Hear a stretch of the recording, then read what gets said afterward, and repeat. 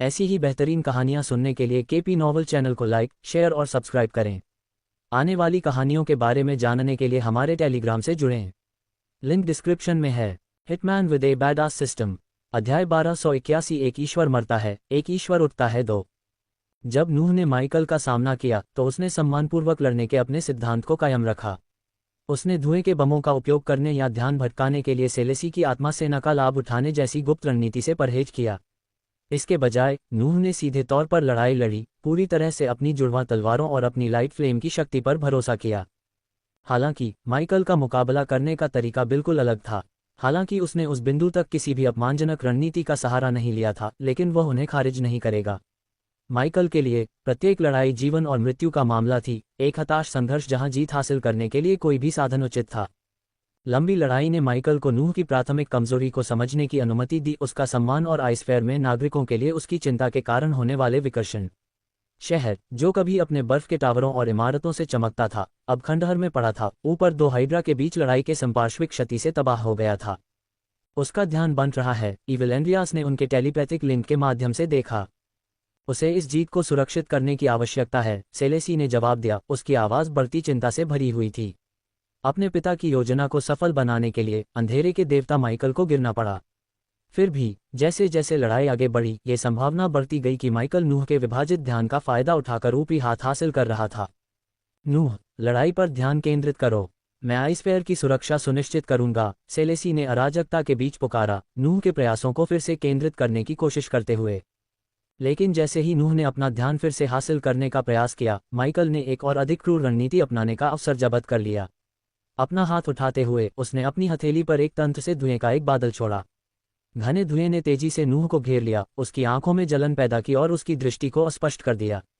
धुएं को दूर करने के लिए अपनी दिव्य ऊर्जाओं तक पहुंच के बिना मुगाशुकु के शून्य प्रभाव की बदौलत नूह प्रभावी रूप से अंधा हो गया था। ध्यान भटकाने का फायदा उठाते हुए माइकल आगे बढ़ा।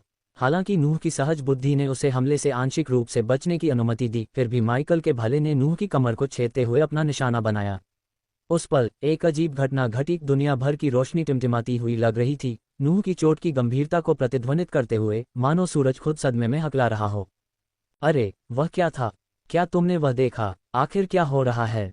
दो हाइड्रा के बीच विनाशकारी लड़ाई से भाग रहे सैनिकों में दहशत फैल गई। उन्होंने चिल्लाया और आकाश में प्रकाश की एक असामान्य टिमटिमाहट दिखाई देने पर इशारा किया। सेलेसी की अभिव्यक्ति गंभीर हो गई जब उसने इस घटना को देखा, ये समझते हुए कि नूह, प्रकाश का देवता, गंभीर रूप से घायल हो गया था और ये दुनिया के प्रकाश के मूल ढांचे को प्रभावित कर रहा था। वह हार रहा है, सेलेसी, तुम्हें हस्तक्षेप करने की आवश्यकता है, दुष्ट एंड्रियास की आवाज़ उसके दिमाग में गूंज उठी। नोहा के सम्मानपूर्वक लड़ने के आग्रह के बावजूद माइकल इस तरह की शंकाओं से मुक्त था। पहले से ही बरसकर औषधि की 3 खुराकों के साथ अपनी शारीरिक सीमाओं को आगे बढ़ाते हुए वह जानता था कि वह खुद को अक्षम किए बिना और अधिक जोखिम नहीं उठा सकता। इसे समाप्त करने का समय आ गया था। माइकल ने अपना हाथ उठाया, धुएं का एक और बादल छोड़ा, इस बार उसके कवच में एम्बेडेड आग ऊर्जा क्रिस्टल को भी सक्रिय किया। उसके काले कवच के साथ चमकती रेखाएं घने धुएं की आड़ में नोहा से छिपी रहीं। बिना किसी देरी के माइकल ने एक मौन मंत्र का जाप किया, आग ऊर्जा का उपयोग करके उनके चारों ओर समय को विकृत कर दिया। दुनिया धीमी हो गई, जिससे उसे सही अवसर मिला। घातक सटीकता के साथ माइकल आगे बढ़ा और भगवान को मारने वाले भले को सीधे नोहा के दिल में घुसा दिया। हथियार हिंसक रूप से कंपन कर रहा था, अपनी शक्ति से माइकल की पकड़ से लगभग खुद को छीन रहा था। नोहा के मुंह से खून बह रहा था, क्योंकि असहनीय दर्द ने उसे अभिभूत कर दिया था उसे। फिर अचानक एक शानदार रोशनी फूट पड़ी, जिसने उसे पूरी तरह से घेर लिया। नूह का शरीर शुद्ध, उज्ज्वल प्रकाश का एक प्रकाश स्तंभ बन गया, जिसने युद्ध के मैदान में तीखी छाया डाली। जैसे ही नूह के साथ अंधा करने वाली रोशनी गायब हो गई, क्षेत्र की दरार अचानक काफी चौड़ी हो गई, जो एक हाइड्रा के गुजरने के लिए पर्याप्त बड़ी हो गई। आकाश में सैकड़ों काली बिजली चमकने लगी, जिससे एक प्रलयकारी प्रदर्शन हुआ, मानो दुनिया खुद सदमे में रुक गई हो। धीरे धीरे आकाश ने अपने जीवंत रंग खोने शुरू कर दिए और सूरज से आने वाली रोशनी अब चमकदार और चकाचौंध नहीं रही। इसके बजाय इसने दुनिया भर में एक भयानक नारंगी और लाल चमक बिखेरी, जिसमें धीरे धीरे अंधेरे ने रोशनी को खत्म कर दिया। बरसकर औषधि के शक्तिशाली प्रभावों को महसूस करते हुए माइकल काफी कमजोर होने लगा।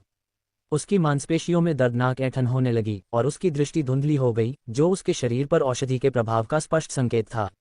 वह थोड़ा लड़खड़ा गया, अपना संतुलन बनाए रखने की कोशिश कर रहा था, क्योंकि उसके आसपास की दुनिया झुकी हुई और हिलती हुई लग रही थी। जब माइकल वहां खड़ा था, उसके हाथ में भगवान को मारने वाला भाला धूल में बिखर गया और उसके एक बार के भयानक आभा के अवशेष के अलावा कुछ भी नहीं बचा। वह लड़खड़ा गया, मुश्किल से खुद को सीधा रख पाया, उसकी ताकत तेजी से खत्म हो रही थी। अरे, अभी क्या हुआ? एक सैनिक ने अविश्वास में चिल्लाया। युद्ध के मैदान में अभी भी मौजूद लोगों के बीच सदमे की लहर दौड़ गई। हे भगवान, क्या तुमने देखा? ऐसा लगता है जैसे आसमान खुल गया हो, एक और ने कहा, उसकी आवाज में डर और विस्मय था। नहीं, नहीं, नहीं, नहीं। सेलेसी ने अपनी सांसों में बुदबुदाया, उसकी योजनाएं उतनी ही तेजी से बिखर रही थीं, जितनी तेजी से वास्तविकता का ताना बाना टूट रहा था। उसका चेहरा, जो आमतौर पर शांत और चालाक होता था, अब पूरी तरह से घबराहट और अविश्वास के भाव से भरा हुआ था। उनके आसपास की दुनिया भयावह रूप से काली हो गई, हर चीज पर छाया पड़ गई, क्योंकि सूरज की रोशनी एक भयानक नारंगी और लाल चमक में मंद हो गई, जो तबाह हो चुके परिदृश्य को मुश्किल से रोशन कर रही थी। युद्ध के मैदान में आग बेकाबू हो गई, जो दुनिया को तेजी से घेरने वाले भारी अंधेरे में एकमात्र रोशनी थी। डिंग, प्रकाश के देवता और एक सीलवाहक, नूह को मारने के लिए मेजबान को बधाई। आपने 250,000 अनुभव अंक और 1 मिलियन बदमाश अंक अर्जित किए हैं। डिंग, परम बदमाशी का प्रदर्शन करने के लिए मेजबान को बधाई। आपको अतिरिक्त 6 मिलियन बदमाश अंक दिए गए हैं। एक और भगवान और एक लंबे समय से चले आ रहे विरोधी को खत्म करने के लिए मेजबान को बधाई। सिस्टम होस्ट को अतिरिक्त 4 मिलियन बैडेस पॉइंट प्रदान करता है। जब ये सूचनाएं माइकल की चेतना में प्रवाहित हुईं, जिससे उसकी जीत में कड़वाहट आ गई, तो मुगाशुकु ने दुनिया को घेरने वाली अराजकता के बीच उस पल को जब्त कर लिया। ये हमारा मौका है, मुगाशुकु के सिरों में से एक ने दहाड़ लगाई, उसकी आवाज पूरे युद्ध के मैदान में गूंज उठी। नए जोश के साथ विशाल हाइड्रा ने अपनी विशाल शक्ति का इस्तेमाल किया, इसके कई सिर शक्ति और सटीकता के घातक बैले में समन्वय कर रहे थे। वेदोरा अभी भी भयंकर हमले से लड़खड़ा रहा था, उसने पाया कि उसे अब खुले हुए क्षेत्र की दरार की ओर व्यवस्थित रूप से ले जाया जा रहा है। मुगाशुकु का शरीर वेदोरा पर जोर से टकराया, उसे लगातार धकेलता रहा। मुगाशुकु के प्रत्येक सिर ने रणनीतिक रूप से हमला किया, एक सिर ने वेदोरा की संघर्षरत गर्दन को जकड़ लिया, दूसरे ने अपने प्रतिद्वंद्वी के विशाल शरीर को लपेट लिया, उसे स्थिर कर दिया। तीसरे सिर ने शक्तिशाली विस्फोटों की एक श्रृंखला दी, लाल किरणों और शारीरिक हमलों का मिश्रण, जिसने वेदोरा को वास्तविकता में पीछे की ओर धकेल दिया। वेदोरा क्रोध और हताशा में दहाड़ रहा था, उसका शरीर अवशिष्ट बिजली के साथ चटक रहा था। ये बेतहाशा तड़प रहा था, मुक्त होने का प्रयास कर रहा था मुगाशुकु की लोहे जैसी पकड़। फिर भी भागने के हर हताश प्रयास के लिए मुगाशुकु ने जबरदस्त ताकत से जवाब दिया। इसे आगे बढ़ाओ, मुगाशुकु के दूसरे सिर ने आदेश दिया, उसकी आवाज गड़गड़ाहट की तरह गूंज रही थी। लेकिन जब मुगाशुकु धीरे धीरे वेदोरा को दायरे की दरार की ओर धकेल रहा था, तो दुनिया भर में अचानक सन्नाटा छा गया, जैसे कि एक चलता हुआ जनरेटर अचानक बंद हो गया हो। जैसे ही विचित्र सन्नाटा युद्ध के मैदान में छा गया, हवा तनाव से घिरती हुई लग रही थी। शांति के इस क्षण को अचानक एक ऐसी आवाज ने तोड़ दिया, जो इतनी बेतुकी थी कि इसने हर उस सैनिक की रीढ़ में सिहरन पैदा कर दी जो अभी भी डरने में सक्षम था। ये हंसी थी, जंगली और बेकाबू, हवा में गूंज रही थी और युद्धरत हाइड्रा को भी परेशान कर रही थी। माइकल बर्स्कर पोर्शन के दुर्बल करने वाले प्रभावों से जूझते हुए ऊपर की ओर देखा। उसकी दृष्टि हालांकि धुंधली थी, लेकिन दायरे की दरार से उभरती हुई एक छाया की झलक दिखाई दी। आकृति तैरती हुई प्रतीत हो रही थी, उसकी उपस्थिति भयावह और भयावह थी, क्योंकि वह नीचे अस्त व्यस्त दृश्य में उतरी। हंसी जारी रही, चमकती बिजली की पृष्ठभूमि के खिलाफ आकृति के अधिक दिखाई देने के साथ साथ तीव्रता में वृद्धि होती गई। जैसे जैसे रहस्यमयी आकृति नीचे उतरी, उसकी उपस्थिति ने अस्त व्यस्त युद्ध के मैदान में एक भयानक शांति का माहौल बना दिया। चांदी और सोने के रंगों से चमकते कवच के सूट में सजे, उसके लंबे शुद्ध सफेद बाल तूफानी हवा में एक बैनर की तरह लहरा रहे थे। विपरीत सुनहरी और चांदी की आंखों से ज्वालामुखी जैसा गुस्सा निकल रहा था, जो उसके अन्यथा आकर्षक चेहरे को एक खतरनाक धार दे रहा था। उसके हाथ को ऊपर उठाना ही युद्ध की गतिशीलता को पूरी तरह से बदलने के लिए पर्याप्त था। ऊर्जा का एक दृश्यमान बुलबुला वेदोरा को घेरे हुए था, जिसने मुगाशुकु के खिलाफ अपने हिंसक प्रहारों में हाइड्रा को जमा दिया।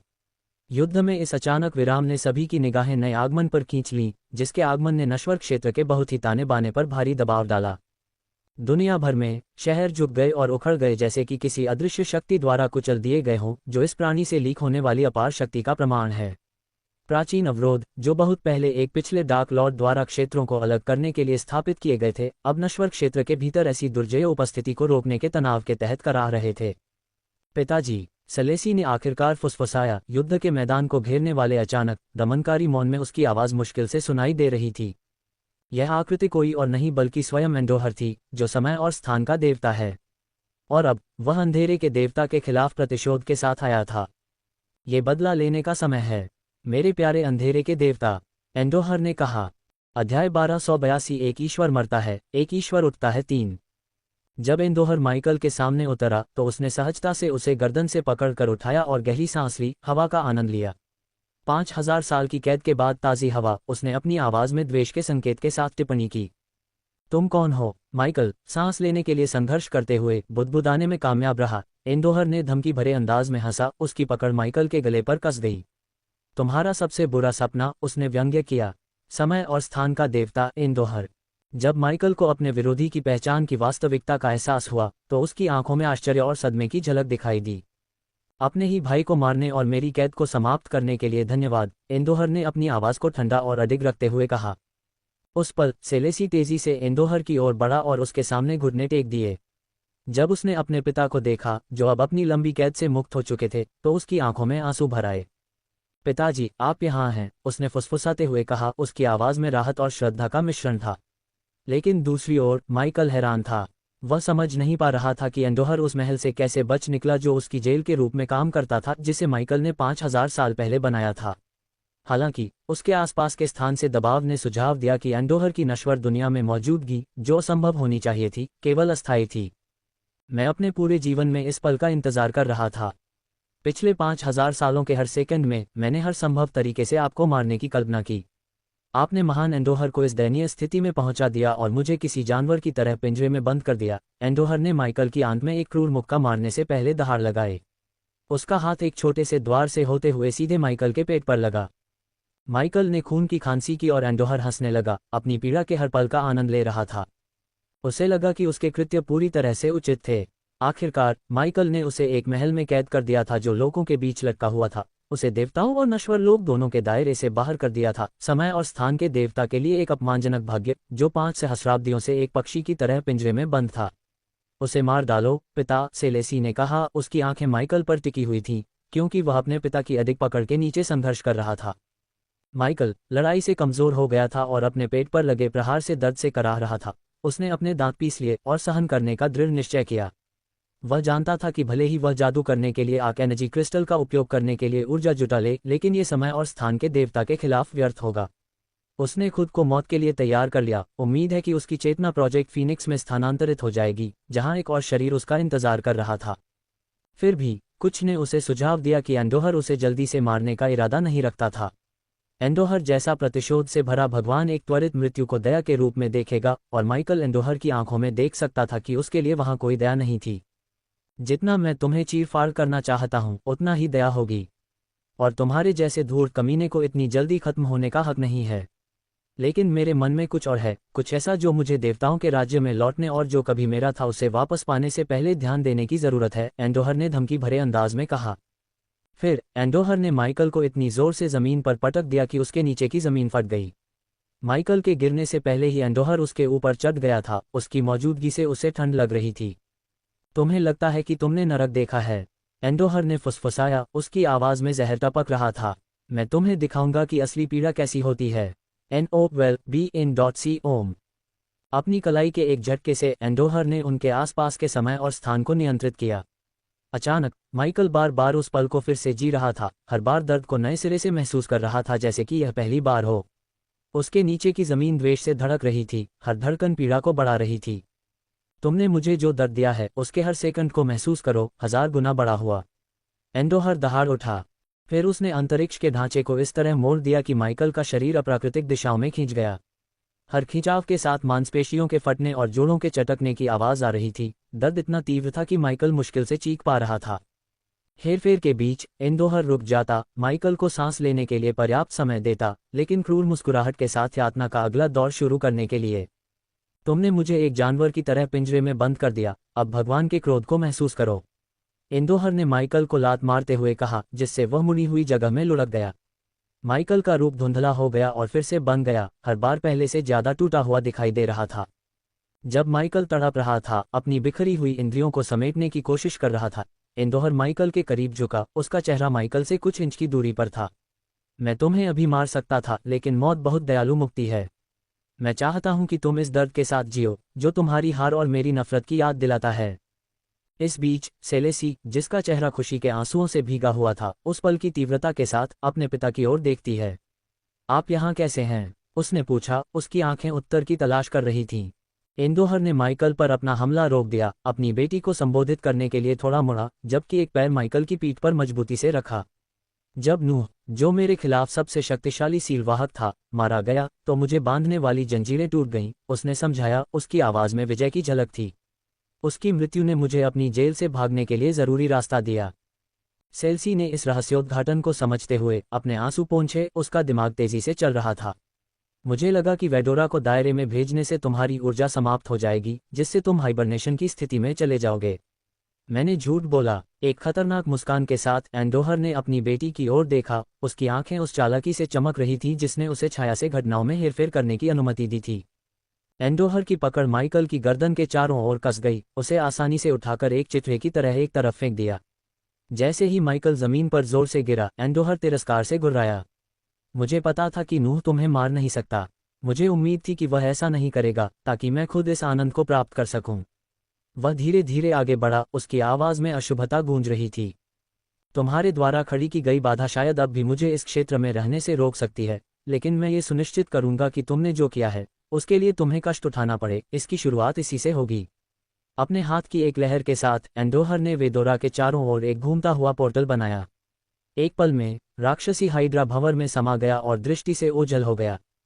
तुमने क्या किया? माइकल, अपने घुटनों पर संघर्ष करते हुए, अपनी चोटों से खून टपकाते हुए, किसी तरह से हौंफने में कामयाब रहा। एक भयावह हंसी के साथ एंडोहर माइकल की ओर मुड़ा। उसकी आंखें दुर्भावनापूर्ण खुशी से जगमगा उठीं। मैंने तुम्हारे जानवर को नश्वर क्षेत्र के दूसरे हिस्से में छोड़ दिया है ताकि वह अपना मजा ले सके। आइए देखें कि अनियंत्रित विनाश का सामना करना आपको कैसा लगता है। घटनाओं के इस मोड़ का आनंद लेते हुए उसकी हंसी गूंज उठी, जो बेहद ठंडी थी। इस बीच एलोन महाद्वीप पर रॉयल लैंड के राज्य में दिन किसी भी अन्य दिन की तरह ही खुल रहा था। बाजार विक्रेताओं की बकबक और गलियों में खेल रहे बच्चों की हंसी से गुलजार थे।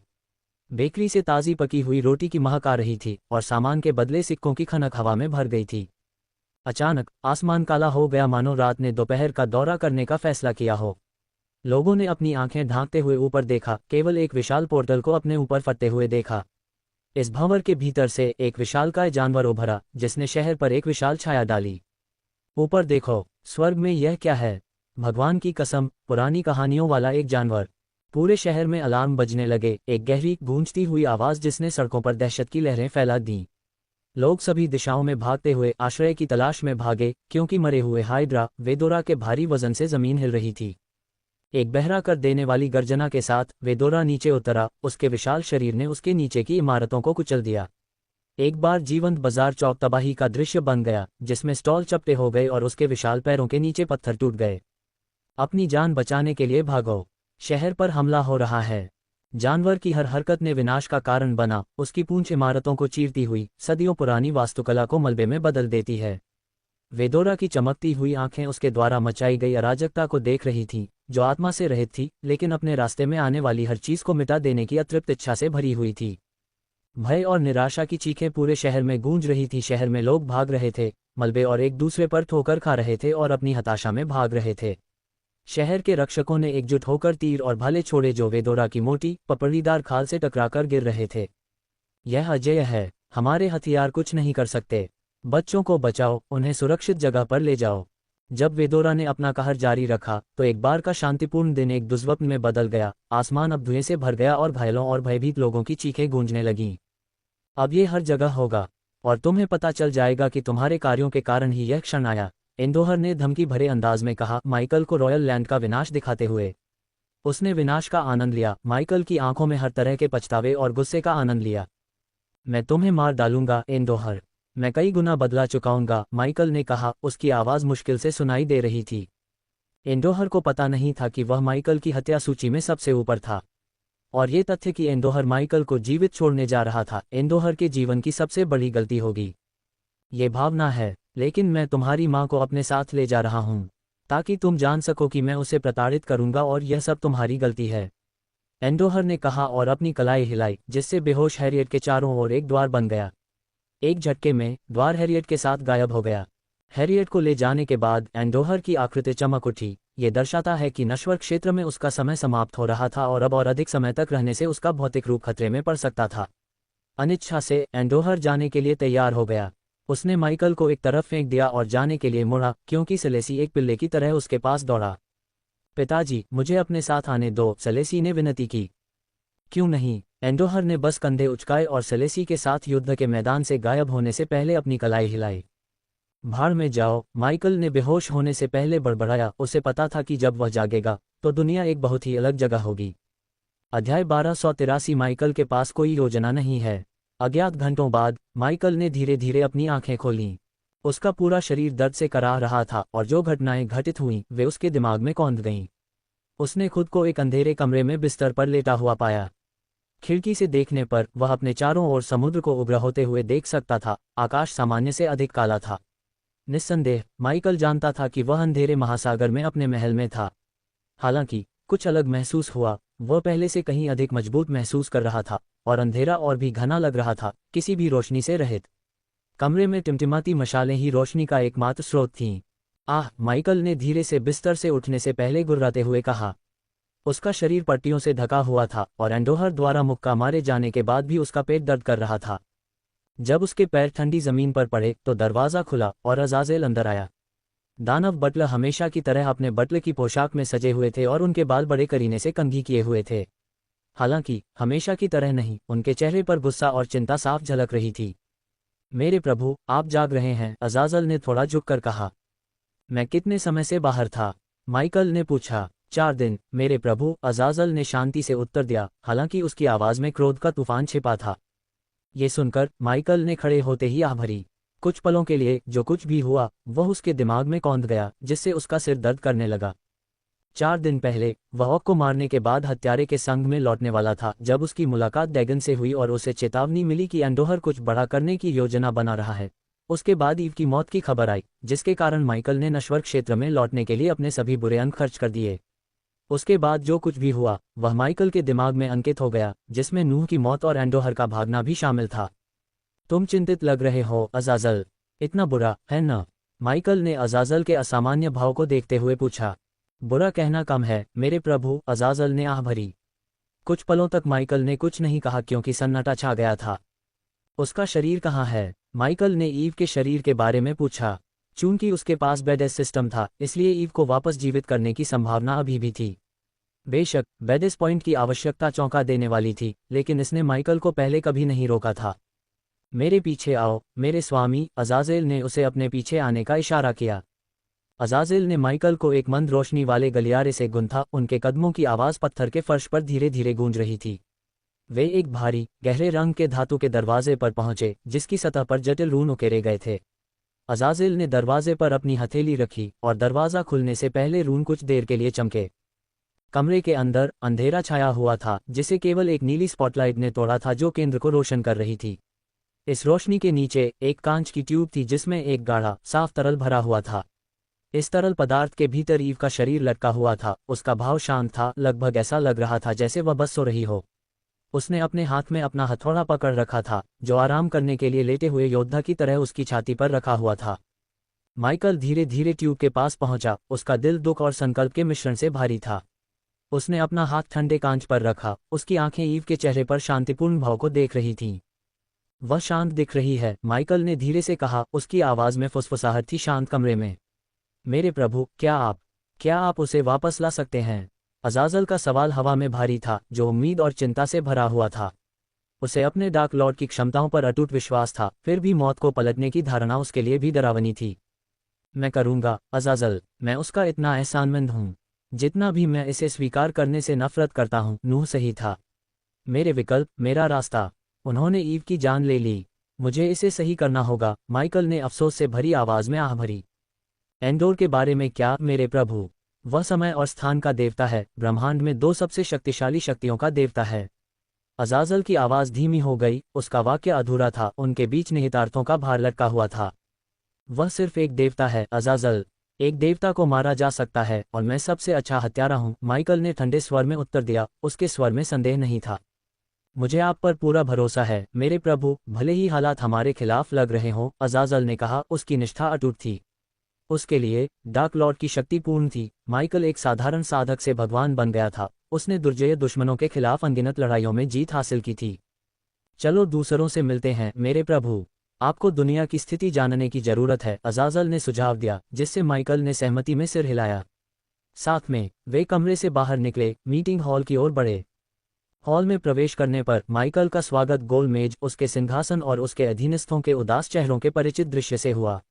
मेज के चारों ओर मैक्सिन, रिकी, डैनियल, लेनोरा, ट्रिस्टा, सेबर और एडेलिया एकत्रित थे। मेरे प्रभु, उन्होंने सभी ने माइकल को एक स्वर में स्वीकार किया। उनकी आवाज में सम्मान और दुख का मिश्रण था। ईव की मृत्यु से हर कोई बहुत प्रभावित था, फिर भी दुनिया को घेरने वाली अराजकता ने व्यक्तिगत दुख के लिए बहुत कम जगह छोड़ी। जवाब में गंभीरता से सिर हिलाते हुए माइकल ने सिंहासन पर अपनी सीट ली। उसकी उपस्थिति हमेशा की तरह प्रभावशाली थी। अजाजिल उसकी तरफ वफादारी से खड़ी थी, किसी भी तरह की जरूरत पड़ने पर मदद करने के लिए तैयार थी। बाकी लोग कहाँ हैं? माइकल ने मेज के चारों ओर खाली कुर्सियों को देखते हुए पूछा। उनमें से ज्यादातर मदद करने के लिए ओज़ महाद्वीप गए थे मेरे प्रभु। कोरी और तिबेरियस दक्षिणी महाद्वीप में हैं, राहत प्रयासों पर हमारे सहयोगियों के साथ काम कर रहे हैं, रिकी ने समझाया। हाइड्रा का क्या हुआ? माइकल ने जांच की और विशाल जानवरों की अपनी आखिरी छवियों को याद किया। मेज के चारों ओर चिंतित भाव और कई प्रमुख व्यक्तियों की अनुपस्थिति ने वेडोरा द्वारा लाई गई व्यापक तबाही का संकेत दिया, जैसा कि एंडोहर ने उससे वादा किया था। मोगाशुकु ने वेडोरा को दायरे की दरार से वापस धकेल दिया और उसे सील कर दिया मेरे प्रभु। लेकिन नुकसान पहले ही हो चुका था, रिकी ने कहा। उसकी आवाज़ पछतावे से भरी हुई थी। उसके व्यवहार में तबाही का असर साफ दिख रहा था। ईव की आत्मा को आशीर्वाद दें। वह वही थी जिसने मोगाशुकु को वेडोरा से लड़ने के लिए राजी किया, तब भी जब हमें लगा कि वह पागल है। लेनोरा ने बीच में कहा, अपने दुख को एक हंसी के साथ छिपाने की कोशिश करते हुए। वह हमेशा कमरे में सबसे चमकदार थी, सेबर ने धीरे से कहा। उसकी आवाज़ में दुख था, बड़े पिशाच की भावना का एक दुर्लभ प्रदर्शन। मुझे पता है कि हम सभी उसे याद करते हैं और बदला लेने के लिए तरसते हैं, लेकिन हमें यहाँ बड़ी तस्वीर देखने की ज़रूरत है। ओज़ महाद्वीप के लगभग सभी राज्य नष्ट हो गए हैं, लाखों लोग मारे गए हैं और किंगडम केथिन खंडहर में है, ठीक रॉयल लैंड की तरह। इसके अलावा इस सब के लिए जिम्मेदार एंडोहर उस कुतिया सेलेसी के साथ देवताओं के राज्य में भाग गया है। उसने हमें हमारी कमजोरियों और वह क्या करने में सक्षम है ये दिखाया है, गया की माँ, एडेलिया ने उग्रता से कहा। उसके शब्दों ने उस त्रासदी के दायरे को रेखांकित किया जो सामने आई थी। और बाहर के अंधेरे का तो जिक्र ही न करें। लोग अब दिन और रात में भी फर्क नहीं कर सकते। वहाँ सब कुछ अंधेरा और उदास है। मैंने कभी नहीं सोचा था कि मैं वह दिन देखूंगा जब लोग मशालों और चमकते हुए गोले के लिए लड़ेंगे, डैनियल ने इस भयावह स्थिति पर विचार करते हुए टिप्पणी की। माइकल ने अपनी भौहें सिकोड़ लीं, चिंता उसके चेहरे पर और गहरी हो गई। मुझे इस अंधकार के बारे में और बताओ। नूह की मौत दुनिया को हमारी अपेक्षा से कहीं ज्यादा प्रभावित कर रही है मेरे प्रभु। हमें बारिश के देवता रेनार की हत्या के बाद कुछ ऐसा ही अनुमान लगाना चाहिए था, जिसके परिणामस्वरूप हर जगह बारिश की कमी हो गई। जवाब देने से पहले एडेलिया ने गहरी सांस ली। क्या आपने वास्तव में एक देवता को मार डाला मेरे प्रभु? रिकी अभी भी उनके कार्यों की गंभीरता से जूझ रहा था, बीच में बोला। हाँ, मैंने मारा। माइकल ने सिर हिलाया। तो आप समझ गए, एडेलिया ने आगे कहा। अगर बारिश के देवता रेनार को मारने से बारिश नहीं होती है, तो तार्किक रूप से प्रकाश के देवता नूह को मारने से प्रकाश कम हो जाएगा। लेकिन हम प्रकाश से पूरी तरह वंचित नहीं हुए हैं। हमारे पास अभी भी आग और मंत्रों से प्रकाश है, और सूरज खुद भी अभी भी है, बस यह मंद हो गया है और अंधेरा घना और अधिक स्थायी है, डैनियल ने कहा। यही कारण है कि मैं इतना मजबूत महसूस करता हूँ, माइकल ने सोचा। उसे एक एहसास हुआ। मैंने यह महसूस किया मेरे प्रभु। आपकी ऊर्जा विकिरण चार्ट से बाहर है। आप दिव्य अवस्था में हैं, लेकिन आपकी शक्ति एक सामान्य दिव्य अवस्था वाले प्राणी की तुलना में बहुत अधिक शक्तिशाली लगती है। सेबर ने सिर हिलाया। कुछ क्षणों के लिए कमरे में एक घातक सन्नाटा छा गया, क्योंकि वे माइकल की बढ़ी हुई शक्ति और चल रही पर्यावरणीय विसंगतियों के निहितार्थों पर विचार कर रहे थे। लेकिन अच्छी बात यह है कि नूह के अधिकांश संरक्षक गिल्ड में अव्यवस्था है और दुनिया हमारे कब्जे के लिए तैयार है। ट्रिस्टा ने बताया कि सेलेसी और नूह के बिना हमें कोई महत्वपूर्ण विरोध का सामना नहीं करना पड़ता है। नित्रोइल को छोड़कर, लेनोरा ने बीच में बोलते हुए उन्हें अवोर महाद्वीप की महारानी और शिकार की देवी की याद दिलाई। हाँ, गया ने जो किया उसके बाद वह काफी परेशान है, लेकिन मैं उनमें से किसी को भी दोष नहीं देती। गया ने छोटी सिंडी को बचाने के लिए जो करना था वह किया, और नित्रोइल को नाराज होने का पूरा अधिकार है, खासकर जरियल ने जो किया उसके बाद। मुझे ये कहने में नफरत है, लेकिन अच्छे और बुरे के बीच की रेखा हर पल धुंधली होती जा रही है, एडेलिया ने आह भरी। क्या योजना है मेरे प्रभु? रिकी ने पूछा, जब सभी की नज़रें माइकल पर टिकी थीं। पहली बार माइकल विचलित लग रहा था, उसका हमेशा की तरह तीखा ध्यान फीका पड़ गया था। उसने जो कुछ भी सहा था, उसे अनुभव करने के बाद उसका दिमाग टूटने की कगार पर था। सबसे महत्वपूर्ण बात यह है कि लगभग 2 साल पहले उसने जो सपना देखा था, एक दुनिया अंधेरे में डूब गई थी। एक ऐसा सपना जिसे वास्तविकता बनने से रोकने के लिए उसने बहुत संघर्ष किया था, वह उसके अपने कार्यों से खुद ही साकार हो गया था। उसने नूह को मारकर एंडोहर के हाथों में खेल दिया था और अब पूरी दुनिया इसकी कीमत चुका रही थी। मुझे नहीं पता, माइकल ने अपनी आंखें बंद करके और एक गहरी सांस लेते हुए स्वीकार किया। अध्याय 1284 देवताओं के गृहयुद्ध की शुरुआत। इस बीच देवताओं के क्षेत्र में वापस एंडोहर पैंथियन के हॉल में लौट आया। अंतरिक्ष और समय के देवता के रूप में एंडोहर सचमुच दुनिया में कहीं भी पोर्टल खोल सकता था, और ऐसे बहुत कम उपाय थे जो उसे रोक सकते थे। 5000 वर्षों तक पिंजरे में बंद रहने और अपनी अधिकांश ऊर्जा को बाहर निकलने और वेदोरा के लिए एक पोर्टल खोलने में खर्च करने के बावजूद एंडोहर शक्तिशाली बना रहा। सटीक रूप से कहें तो एंडोहर अभी भी लेवल 6 एल्डन गॉड पर था, जो सूर्य के देवता जोरियन के बराबर था। सौभाग्य से सभी के लिए एंडोहर ने अभी तक अपनी चरम शक्तियां प्राप्त नहीं की थीं। पैंथियन के हॉल लुभावने थे, सफेद संगमरमर के फर्श राजसी ढंग से चमक रहे थे, विभिन्न देवताओं के भव्य स्तंभ और मूर्तियां जगह को सुशोभित कर रही थीं। सोने और रत्नों से सजे चमचमाते सोफे दिव्य प्रवचन को आमंत्रित कर रहे थे, और पंखदार पंखों और चांदी के कवच वाले स्वर्गदूत क्षेत्र में गश्त कर रहे थे। उनके शरीर सिर से पैर तक चमकते कवच से ढके हुए थे। जब स्वर्गदूतों ने अचानक एक देवता को देखा तो वे अचंभित रह गए। ये स्वर्गदूत एंडोहर से निकलने वाली ईश्वरीय आभा को महसूस कर सकते थे, लेकिन वे उसकी पहचान नहीं पहचान पाए। वे कैसे पहचान सकते थे, क्योंकि एंडोहर ने 5000 सालों से देवालय के हॉल में कदम नहीं रखा था। उससे भी पहले एंडोहर उन कुछ देवताओं में से एक था जो शायद ही कभी देवालय में आते थे या अपनी उपस्थिति से अपने उपासकों को सम्मानित करते थे। ये जगह जरा भी नहीं बदली है, एंडोहर ने बड़बड़ाते हुए कहा, जबकि सलेसी विस्मय में उसके बगल में खड़ा था। उसने कभी नहीं सोचा था कि वह इतनी जल्दी देवताओं के दायरे में होगी, देवालय के हॉल में तो बिल्कुल भी नहीं। मुझे शर्मिंदा मत करो, ऐसे पेश आओ जैसे तुम सबसे शक्तिशाली देवता की बेटी हो, एंडोहर ने हंसते हुए कहा, उसका स्वर अहंकार और आत्ममुग्धता से भरा हुआ था। हाँ पिताजी, सलेसी ने जल्दी से सिर हिलाया और अपने होंठ बंद कर लिए।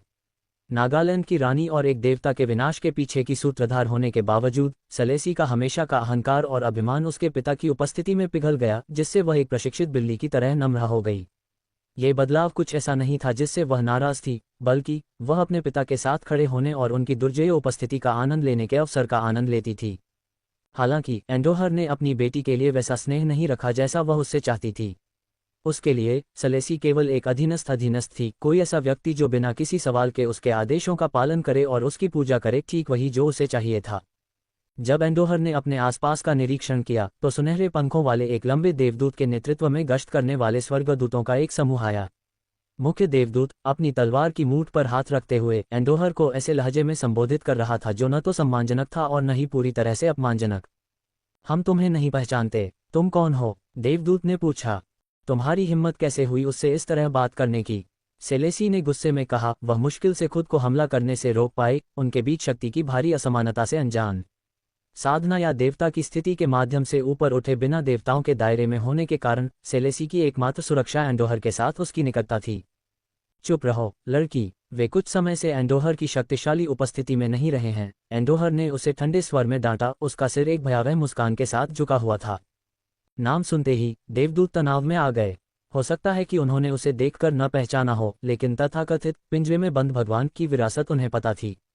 एंडोर, पिंजरे में बंद भगवान, समूह में से एक देवदूत ने कहा, उसके शब्दों के निहितार्थ से अनजान। क्या तुमने अभी मुझे पिंजरे में बंद भगवान कहा? क्या तुम दयनीय देवदूत मुझे यही कह रहे थे? एंडोहर का गुस्सा और भड़क गया, उसका गुस्सा उसके पिछले कारावास से और बढ़ गया। वर्षों की कैद से पहले से ही आहत उसका अहंकार इस तरह के अपमान को बर्दाश्त नहीं कर सकता था, खासकर अब जब वह अपनी आज़ादी वापस पा चुका था।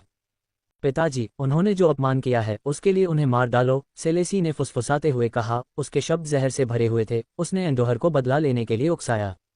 अपनी बेटी के घातक उत्साह से खुश और पहले से ही गुस्से से भरे हुए एंडोहर ने अपने क्रोध के लिए अहंकारी देवदूत को एक आदर्श निकास पाया। रुको, प्रमुख देवदूत ने एंडोहर के क्रोध के आसन खतरे को भांपते हुए हस्तक्षेप करने का प्रयास किया, लेकिन बहुत देर हो चुकी थी। अपने हाथ के एकमात्र इशारे से एंडोहर ने देवदूत के शरीर को घनाकार टुकड़ों में विभाजित कर दिया जो जमीन पर बिखर गए। फिर अपनी कलाई के एक सहज झटके से एंडोहर ने एक छोटा सा द्वार खोला, जिसमें से एक तीव्र गर्मी निकली, जिसने उपस्थित सभी को चौंका दिया। वे पोर्टल को भय और विस्मय से देखते रहे, जिसने दूसरी तरफ धधकते सूरज को प्रकट किया। पिंजरे में बंद भगवान, एंडोहर ने उपहास किया और अपने हाथ की एक लहर के साथ उसने विच्छेदित अवशेषों को पोर्टल के माध्यम से सूर्य में फेंक दिया। शेष देवदूत जम गए, एक ऐसे देवता का सामना करने के अपने कर्तव्य के बीच फंसे हुए जो स्वर्गदूतों के जीवन की अवहेलना करता है, और एक ऐसे प्राणी की जबरदस्त शक्ति जो पलक झपकते ही उनके अस्तित्व को समाप्त कर सकती है। क्या यह आप हैं, अंतरिक्ष देवता? हॉल में हंसी से भरी एक जानी पहचानी आवाज गूंजी, जिससे एंडोहर ने पहचानते हुए अपनी भौहें सिकोड़ लीं। लेथेंडर, एंडोहर ने बड़बड़ाते हुए कहा, और आश्चर्य, उत्साह और चिंता के संकेत के साथ शरारत के देवता को अपनी ओर आते देखा। सबसे पहले, तुम उस शानदार महल से बाहर निकलने में कैसे कामयाब हुए, और दूसरा, ये रमणीय युवा नश्वर कौन है? लेथेंडर ने पूछा, उसका स्वर हल्का और चंचल था। वह नश्वर नहीं है, वह मेरी बेटी है, सेलेसी, एंडोहर ने ठंडे स्वर में उत्तर दिया। आह, खुशी हुई मेरी प्यारी, लेथेंडर ने अभिवादन किया और सेलेसी का हाथ पकड़कर उस पर एक प्रेमपूर्ण चुंबन लगाया। मैं लेथेंडर हूँ, शरारत का देवता और महिलाओं का प्रशंसक, उसने अपने सामान्य नाटकीय अंदाज में अपना परिचय दिया। बाकी देवता कहाँ हैं, लेथेंडर? मेरा सारा धैर्य समाप्त हो चुका है, इसलिए मेरे पास तुम्हारी नाटकीयता के लिए कुछ भी नहीं बचा है, एंडोहर ने बर्फीली उदासीनता के साथ विनम्रतापूर्वक कहा। ओह, क्या तुम अपना रास्ता भूल गए, एंडोहर? कोई बात नहीं, मेरे पीछे आओ और मुझे सारी रोचक जानकारी बताओ कि तुम कैसे बच निकले। लेकिन इससे पहले कि लेथेंडर अपनी बात पूरी कर पाता, एंडोहर, लेथेंडर की हरकतों से तंग आकर, अपनी कलाई हिलाता है, जिससे लेथेंडर के पैरों के ठीक नीचे एक द्वार बन जाता है। चौंककर शरारत के देवता को प्रतिक्रिया करने का समय नहीं मिला और वह द्वार से गिर गया, बर्फ के पहाड़ पर जा गिरा। बेवकूफ, लेथेंडर चिल्लाया जब वह बर्फ से बाहर निकला, ठंड को दूर करते हुए और अपने ऊपर अब बंद हो रहे द्वार को घूरते हुए। अंधकार के देवता ने कुछ भी गलत नहीं किया, वह विद्रोही स्वर में गुर्राया, उसकी आवाज बर्फीली ढलानों से गूंज रही थी।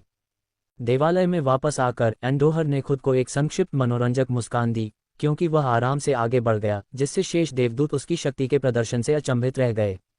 आखिरकार एंडोहर और सेलेसी एक विशाल संगमरमर के दरवाजे पर पहुंचे, जो विभिन्न देवताओं की जटिल नक्काशी से सजा हुआ था, जिसमें से एक ने घंटे का चश्मा पकड़ा हुआ था, जो निश्चित रूप से एंडोहर था।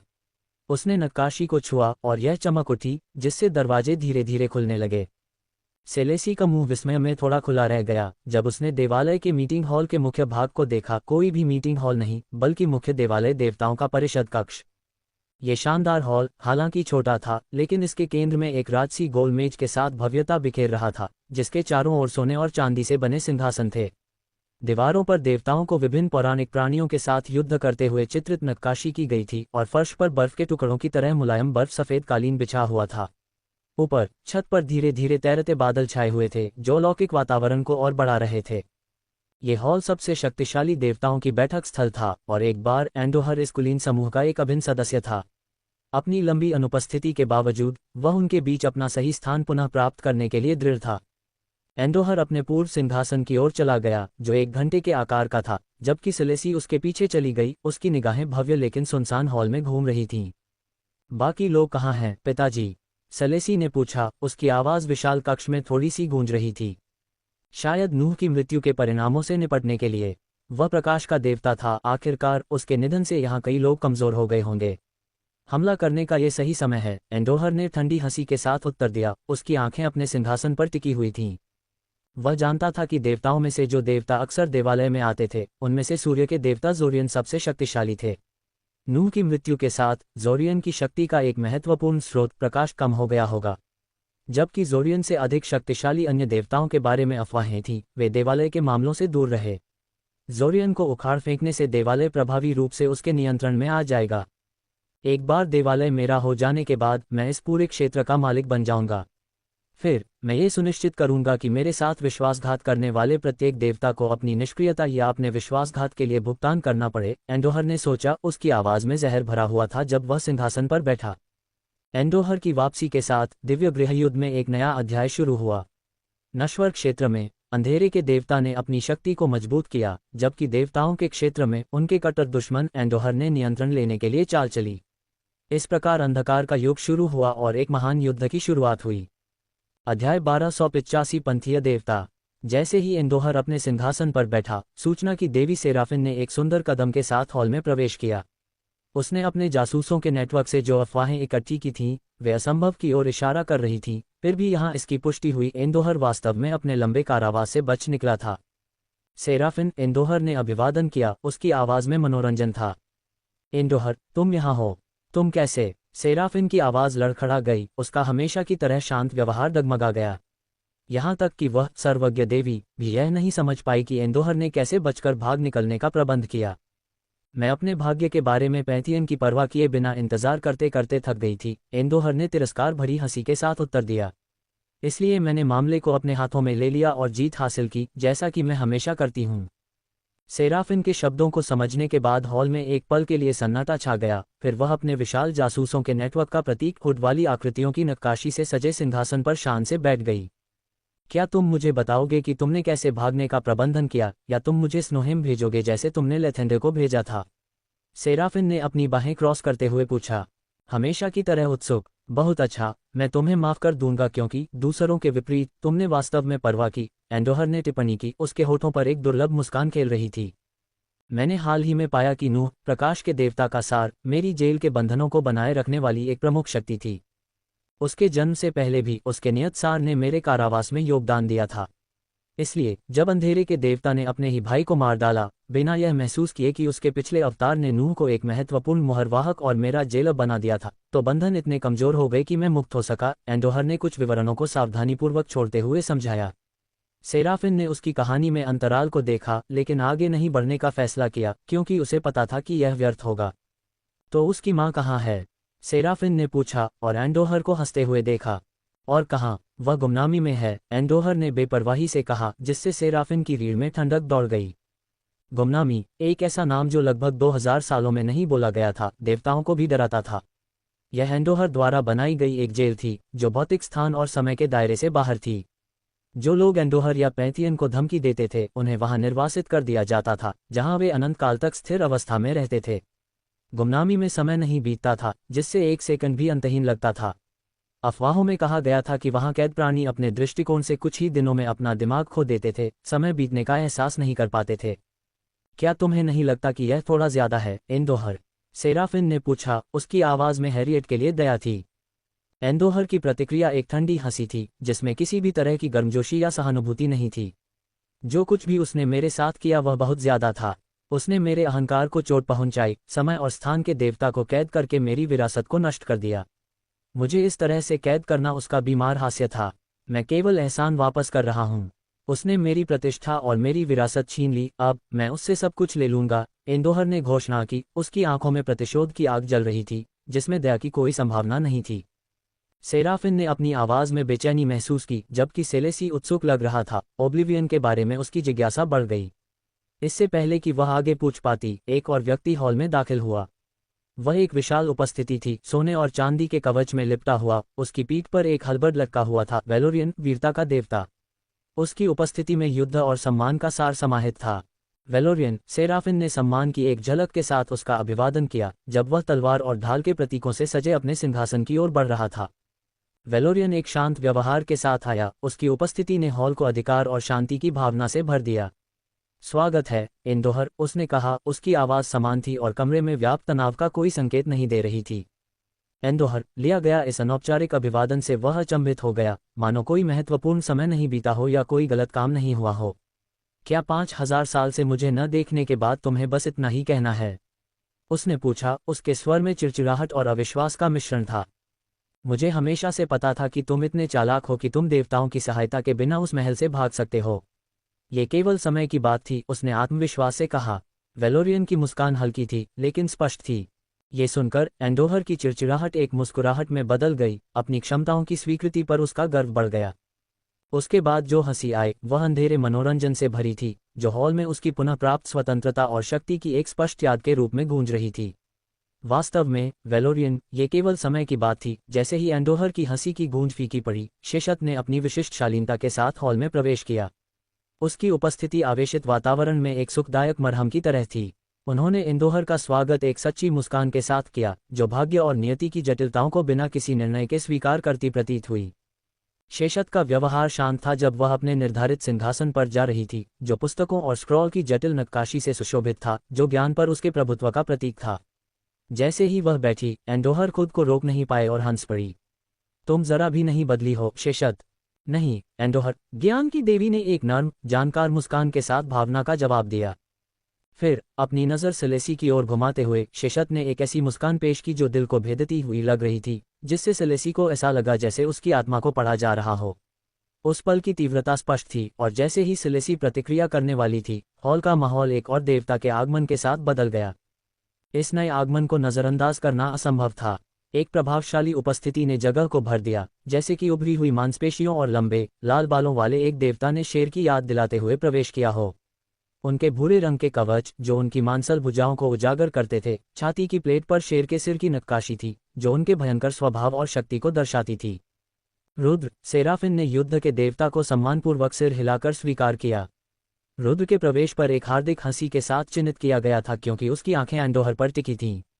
वह अपने सिंहासन पर चले गए, जो एक राजसी सीट शेर के सिर की तरह था, और लापरवाही से अपने पैरों को गोल मेज के ऊपर टिका दिया, बेपरवाही की मुद्रा में पीछे की ओर झुक गया। तो तुम अपने छोटे से महल से भाग गए, है ना? रुद्र की आवाज़ पूरे हॉल में गूंज उठी, जो मनोरंजन और सम्मान दोनों से भरी हुई थी। ऐसा लगता है कि तुमने आखिरकार अंधेरे के देवता को हरा दिया, उन्होंने कहा। उनके स्वर में एंडोहर की उपलब्धि पर मजाक और वास्तविक साजिश का मिश्रण था। रुद्र की उपस्थिति में एंडोहर ने अपना संयम बनाए रखा, युद्ध के देवता की अपार शक्ति के बारे में पूरी तरह से अवगत था। रुद्र, एक देवता जो युद्ध में एंडोहर से मुकाबला करने में सक्षम था, ने सम्मान का एक ऐसा स्तर हासिल किया जिसे एंडोहर हल्के में नहीं ले सकता था। लेथेंडर के विपरीत, जहां एंडोहर अपनी जलन को प्रदर्शित करने के लिए स्वतंत्र महसूस करता था, वह समझता था कि रुद्र को भड़काने से भयंकर परिणाम हो सकते हैं। रुद्र अपने हिस्से के लिए सेलेसी की उपस्थिति के प्रति उदासीन लग रहा था। उसका ध्यान केवल देवताओं के समूह के भीतर शक्ति की गतिशीलता पर था। उसके लिए सेलेसी, एक नश्वर जो दिव्य निकटता तक बढ़ा हुआ था, उसके ध्यान या सम्मान के योग्य नहीं था। उसकी आंखें कमरे में सच्ची शक्ति और परिणाम के आंकड़ों के लिए आरक्षित थीं। जब एक और महत्वपूर्ण व्यक्ति हॉल में प्रवेश करता है तो माहौल फिर से बदल जाता है।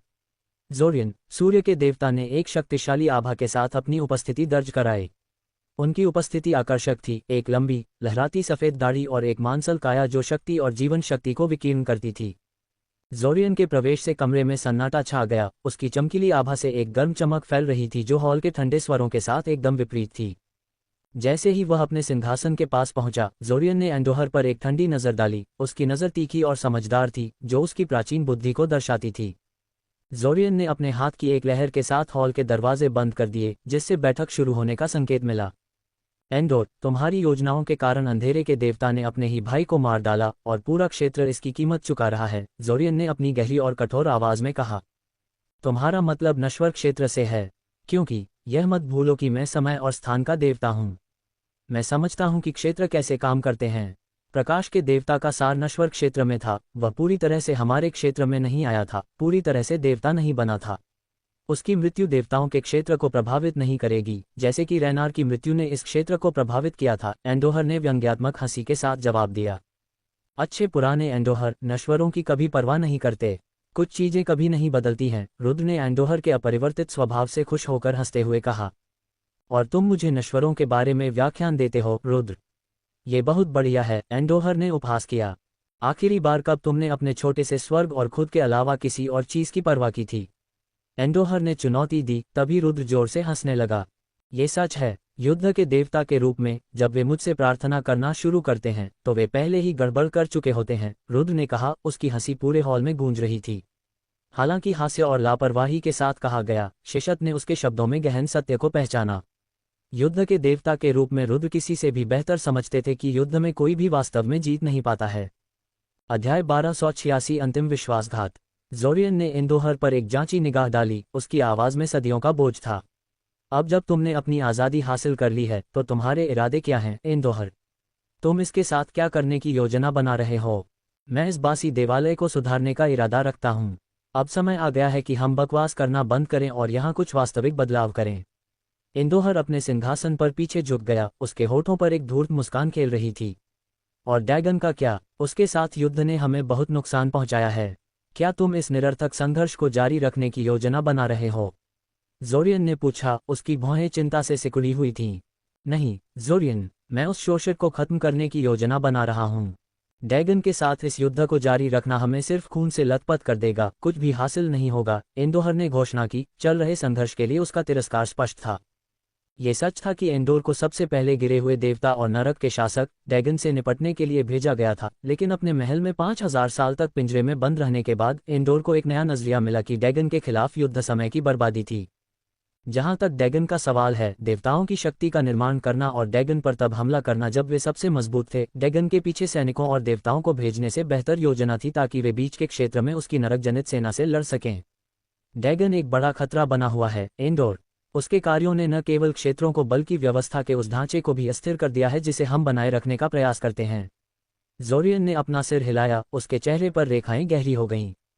ये बकवास है, एंडोर ने अपने सिंहासन की भुजा पर अपना हाथ पटकते हुए कहा। जबकि आप सभी डैगन पर हस्तमैथुन कर रहे थे, असली खतरा हमारी नाक के नीचे ही बन रहा था।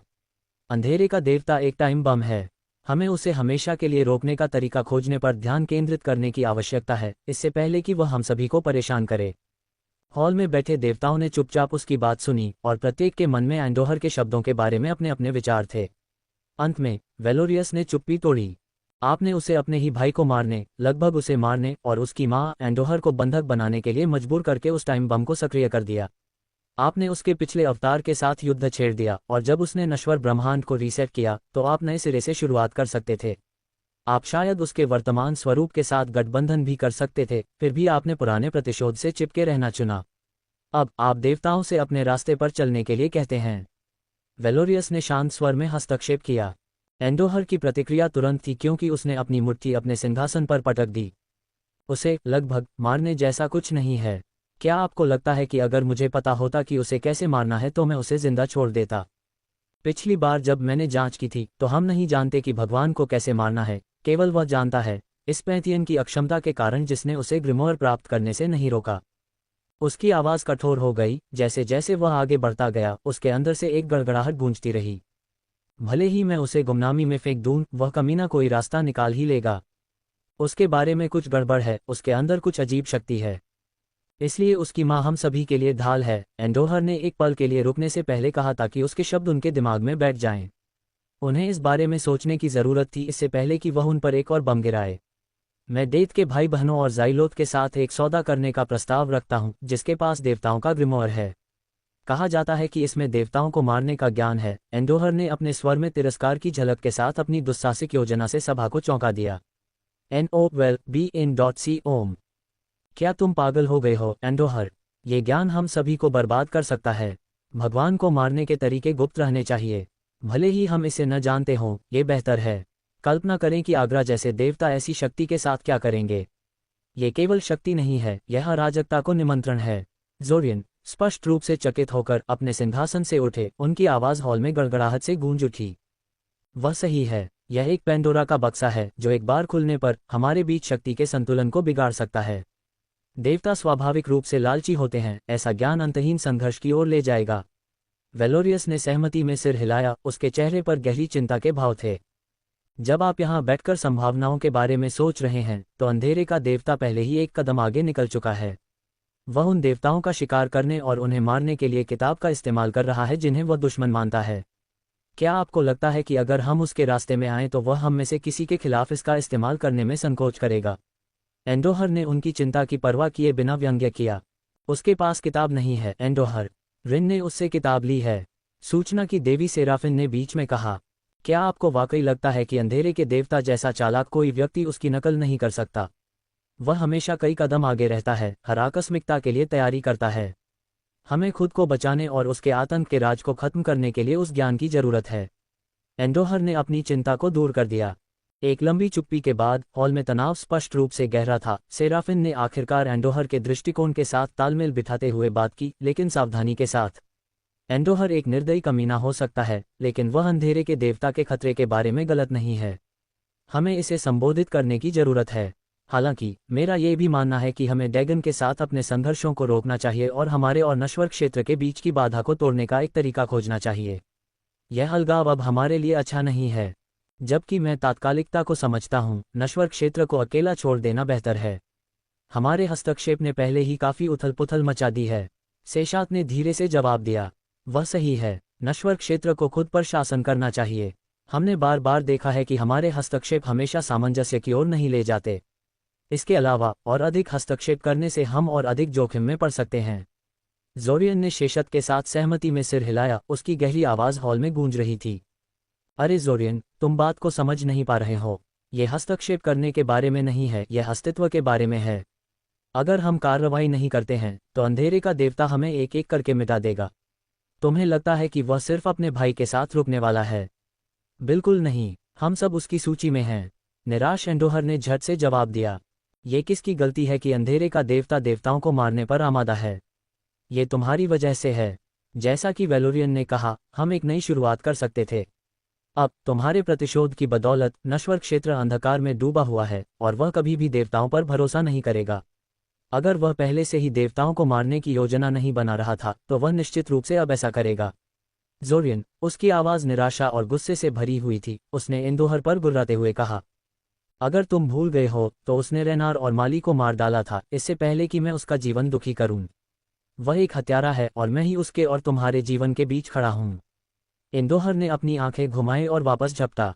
ज़ाइलोथ, फोरक्रुस और मोर्बस के साथ गठबंधन करने से वह नहीं मिलेगा जो तुम चाहते हो एंडोहर। उनके अपने एजेंडे हैं और अगर तुम उन्हें ग्रिमोयर को डिकोड करने में मदद करते हो तो केवल अराजकता ही होगी। सेशात ने शांति से हस्तक्षेप किया, लेकिन सेशात की बहन सेराफिन, जो अक्सर उसके रहस्यमय स्वभाव को लेकर उससे भिड़ जाती थी, सेशात की शांत प्रतिक्रिया सुनने के बाद वापस झपटा। तुम बात करने वाली नहीं हो बहन।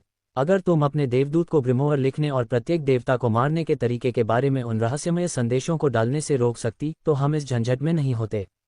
ज़ाइलोथ के पास अभी वह किताब नहीं होगी। ये तुम्हारी और तुम्हारी रहस्यमय हरकतों की वजह से है जिसके कारण ज़ाइलोथ को वह किताब मिली। बेहतर होगा कि हम ज़ाइलोथ और मौत के उन हत्यारे भाई बहनों के साथ गठबंधन करें और उनका इस्तेमाल करें इससे पहले कि वे उस लानत भरी किताब को डिकोड करके हमें खत्म कर दें। युद्ध के देवता रुद्र ने अपनी आंखों में मनोरंजन की एक झलक के साथ सामने आ रहे दृश्य को देखा। युद्ध के अवतार के रूप में वह प्रत्येक देवता से निकलने वाले युद्ध के सार को महसूस कर सकता था, सिवाय शेषत के जिसने अपनी शांति की आभा बनाए रखी। रुद्र जानता था कि यह तर्क संभावित रूप से देवताओं के समूह को अलग कर सकता है जिससे गृहयुद्ध छिड़ सकता है। ऐसे युद्ध में वह फलेगा फूलेगा और इस अवसर का उपयोग देवत्व के उच्च स्तर पर चढ़ने के लिए करेगा। इसलिए वह चुप रहा, बिना किसी हस्तक्षेप के तनाव को खेलने दिया।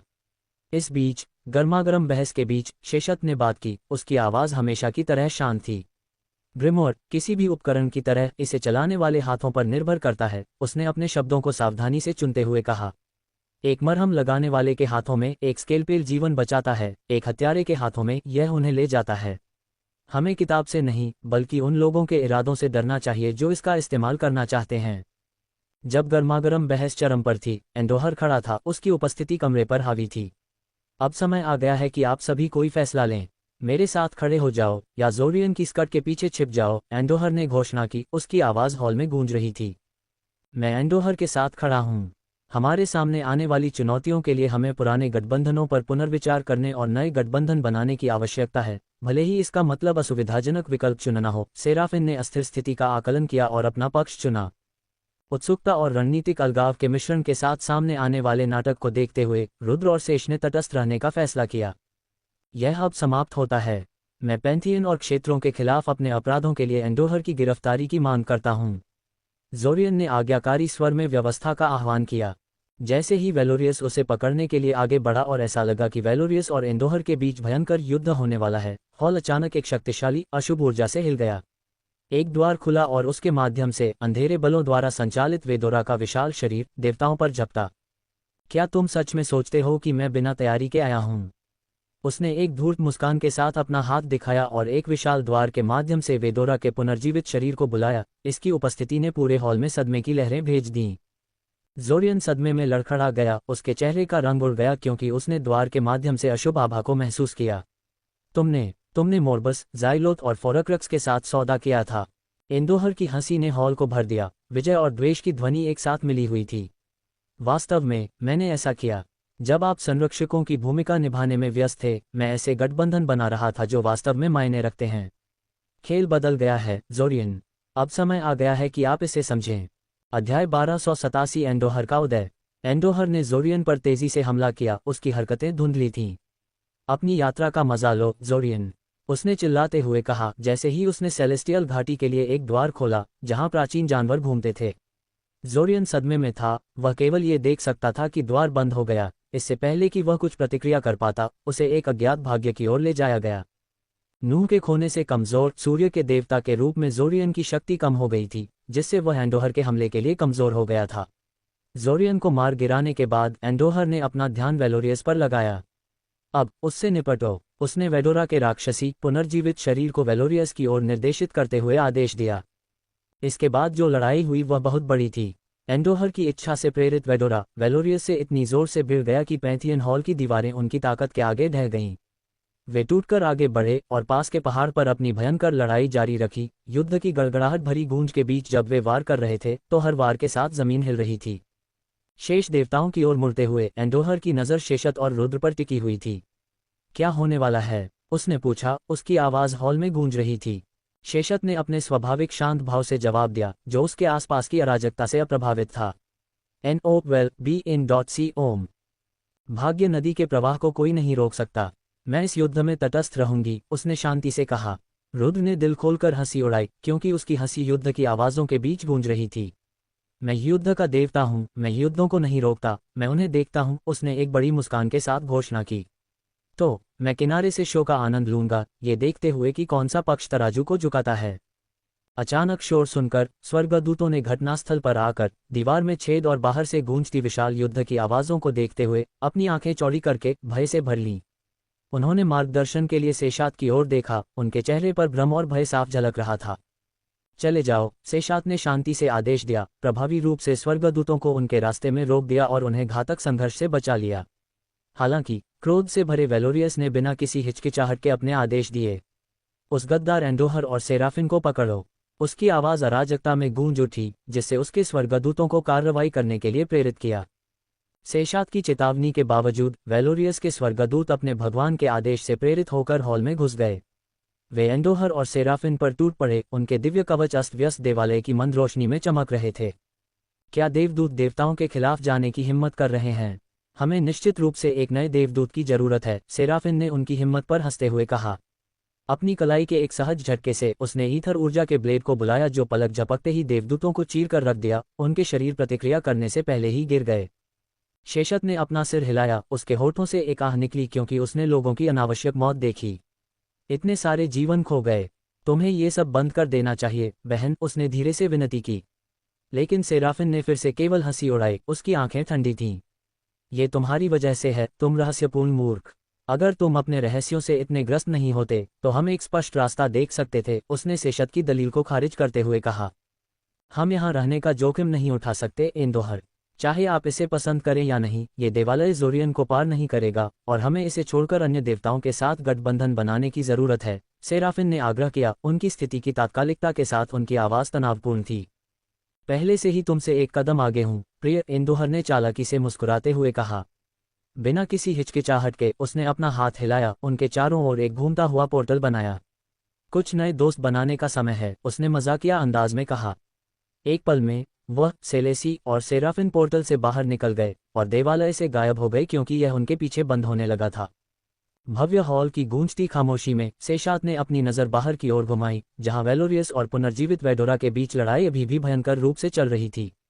उसने रुद्र की ओर एक प्रश्नवाचक नज़र डाली, जो संघर्ष को एक ऐसे उल्लासपूर्ण मनोरंजन के साथ देख रहा था जो केवल युद्ध के देवता के पास ही हो सकता है। क्या तुम मदद नहीं करोगे? शेषत ने पूछा। उसकी आवाज़ शांत थी, फिर भी एक सूक्ष्म चुनौती से भरी हुई थी। वेलोरियस इसे संभाल लेगा, रुद्र ने बस हंसते हुए कहा, तमाशा का पूरा आनंद लेते हुए। इसके अलावा मैं युद्धों को नहीं रोकता, मैं उन्हें खेलते हुए देखता हूँ, उसने एक बेपरवाह कंधे उचकाते हुए कहा। फिर सुनहरी रोशनी की चमक के साथ वह गायब हो गया। शेषत को देवताओं के राज्य को जकड़ने वाली अराजकता पर विचार करने के लिए अकेला छोड़ दिया। इस बीच वेलोरियस का सामना पैंथियन के बाहर राक्षसी वेडोरा से हुआ। उनके आसपास की जमीन पहले से ही फटी हुई थी, जो जानवर की विनाशकारी शक्ति का प्रमाण था। लेकिन वेलोरियस कोई साधारण प्रतिद्वंद्वी नहीं था, वह वीरता का देवता था, जो ईश्वरीय शक्ति से सुसज्जित था और युद्ध में ऐसी महारत रखता था जिसकी बराबरी बहुत कम लोग कर सकते थे। विस्मरण के जानवर, आज तुम वेलोरियस का सामना करोगे, उसने घोषणा की। उसकी आवाज़ अराजक युद्ध के मैदान में गूंज रही थी। उसके चारों ओर प्रकाश झिलमिला रहा था, जो एक चमकदार कवच बना रहा था जो छायादार आकाश के नीचे भी चमक रहा था। मरे हुए वेडोरा ने एक कर्कश दहाड़ के साथ जवाब दिया। उसके विशाल सिर भौंक रहे थे क्योंकि एयाग के सिर ने सुनहरी बिजली की बौछार की। वेलोरियस ने अपना हाथ उठाया और ऊपर आसमान से शानदार धूमकेतु जैसे प्रक्षेपियों की एक श्रृंखला उतरी जो विस्फोटक बल के साथ वेडोरा पर गिरे। प्रत्येक प्रभाव ने हाइड्रा को पीछे की ओर खींच लिया, हालांकि यह केवल क्षण भर के लिए स्तब्ध लग रहा था। जानवर को वश में करने के लिए पर्याप्त नहीं है न? वेलोरियस ने अपनी सांसों में बुदबुदाया। फिर उसने अपना हथियार, एक विशाल भाला जो दिव्य ऊर्जा से चमक रहा था, बुलाया। एक शक्तिशाली प्रहार के साथ उसने इसे वेडोरा की ओर फेंका। भाला हाइड्रा की गर्दन में से एक को छेदता हुआ उसे एक टूटे हुए पहाड़ के चेहरे पर दबाता हुआ। प्राणी दर्द से चिल्लाया, हिंसक रूप से छटपटाया। तुम आगे नहीं बढ़ोगे, राक्षस! वेलोरियस चिल्लाया, उसकी आवाज में एक धार्मिक क्रोध भरा हुआ था। फिर उसने एक प्राचीन भाषा में मंत्रोच्चार करते हुए जटिल हाथ के संकेतों की एक श्रृंखला का प्रदर्शन किया। उनके ऊपर का आकाश और भी अधिक काला हो गया और उसमें से भालों की एक श्रृंखला उतरी जिनमें से प्रत्येक दिव्य प्रकाश से भरा हुआ था जो वेडोरा के अन्य सिरों को निशाना बना रहा था। जैसे ही भालों की बारिश हुई, वेडोरा खुद को उस स्थिति से मुक्त करने में कामयाब रही, लेकिन वेलोरियस द्वारा जादू से बनाई गई प्रकाश युक्त जंजीरों की बौछार से टकरा गई। जंजीरों ने हाइड्रा को चारों ओर लपेट लिया और जैसे ही वेलोरियस उसके पास पहुंचा, उसकी हरकतों को बांध दिया। उसकी आकृति से एक तीव्र सुनहरी रोशनी निकल रही थी। यह अब समाप्त होता है, अंधेरे के प्राणी, वेलोरियस ने घोषणा की। अपनी सारी दिव्य ऊर्जा को इकट्ठा करते हुए उसने एक अंतिम विनाशकारी प्रहार किया। उसकी मुट्ठी सूरज की तरह चमक रही थी और जैसे ही उसने प्रहार किया, शुद्ध वीरतापूर्ण ऊर्जा की एक शॉकवेव आगे बढ़ी, बंधनों को चीरती हुई और वेदोरा पर इतनी ताकत से प्रहार किया कि जमीन ही प्रभाव के नीचे बिखर गई। वेदोरा की दहाड़ें कराह में बदल गईं क्योंकि उसका रूप नष्ट हो गया। उसे जीवंत करने वाली काली ऊर्जा भारी रोशनी में फीकी पड़ गई। अंत में एक जोरदार गूंजती हुई दरार के साथ जानवर अंधेरे धुंध के बादल में फट गया, धीरे धीरे शून्य में लुप्त हो गया। देवालय छोड़ने के बाद सेराफिन, एंडोहर और सेलेसी एक अंधेरे, उपेक्षित हॉल में दिखाई दिए। जैसे ही वे प्रकट हुए, हॉल धीरे धीरे जगमगा उठा। धूल की परतों में ढके एंडोहर के चित्र सामने आए। प्रत्येक फ्रेम उनकी एक बार की भव्य विरासत का मुंह प्रमाण था। ये कौन सी जगह है? सेलेसी ने पूछा, उसकी आवाज़ विशाल कमरे में थोड़ी सी गूंज रही थी। यह मेरा घर हुआ करता था, एंडोहर ने पुरानी यादों के साथ कहा। सेराफिन कमरे में घूमी, उसके कदम नाप रहे थे और उसकी आंखें हर विवरण को स्कैन कर रही थीं। आगे क्या है, एंडोहर? उसने पूछा। उसका स्वर गंभीर था। मैंने आपके साथ खड़े होने के लिए पैंथियन को छोड़कर एक जोखिम उठाया, इसलिए आपके पास एक ठोस योजना होनी चाहिए। मेरे साथ जुड़ने का आपका निर्णय, सेराफिन, आपके द्वारा लिए गए सबसे अच्छे निर्णय के रूप में याद किया जाएगा। एंडोहर ने दिल खोलकर हंसा। जैसे ही उसने बात की, हॉल पूरी तरह से जगमगा उठा, अपनी असली भव्यता को प्रकट करते हुए। एक भव्य सिंहासन कक्ष जिसने बेहतर दिन देखे थे लेकिन अब अपनी महिमा को पुनः प्राप्त करने के लिए तैयार था।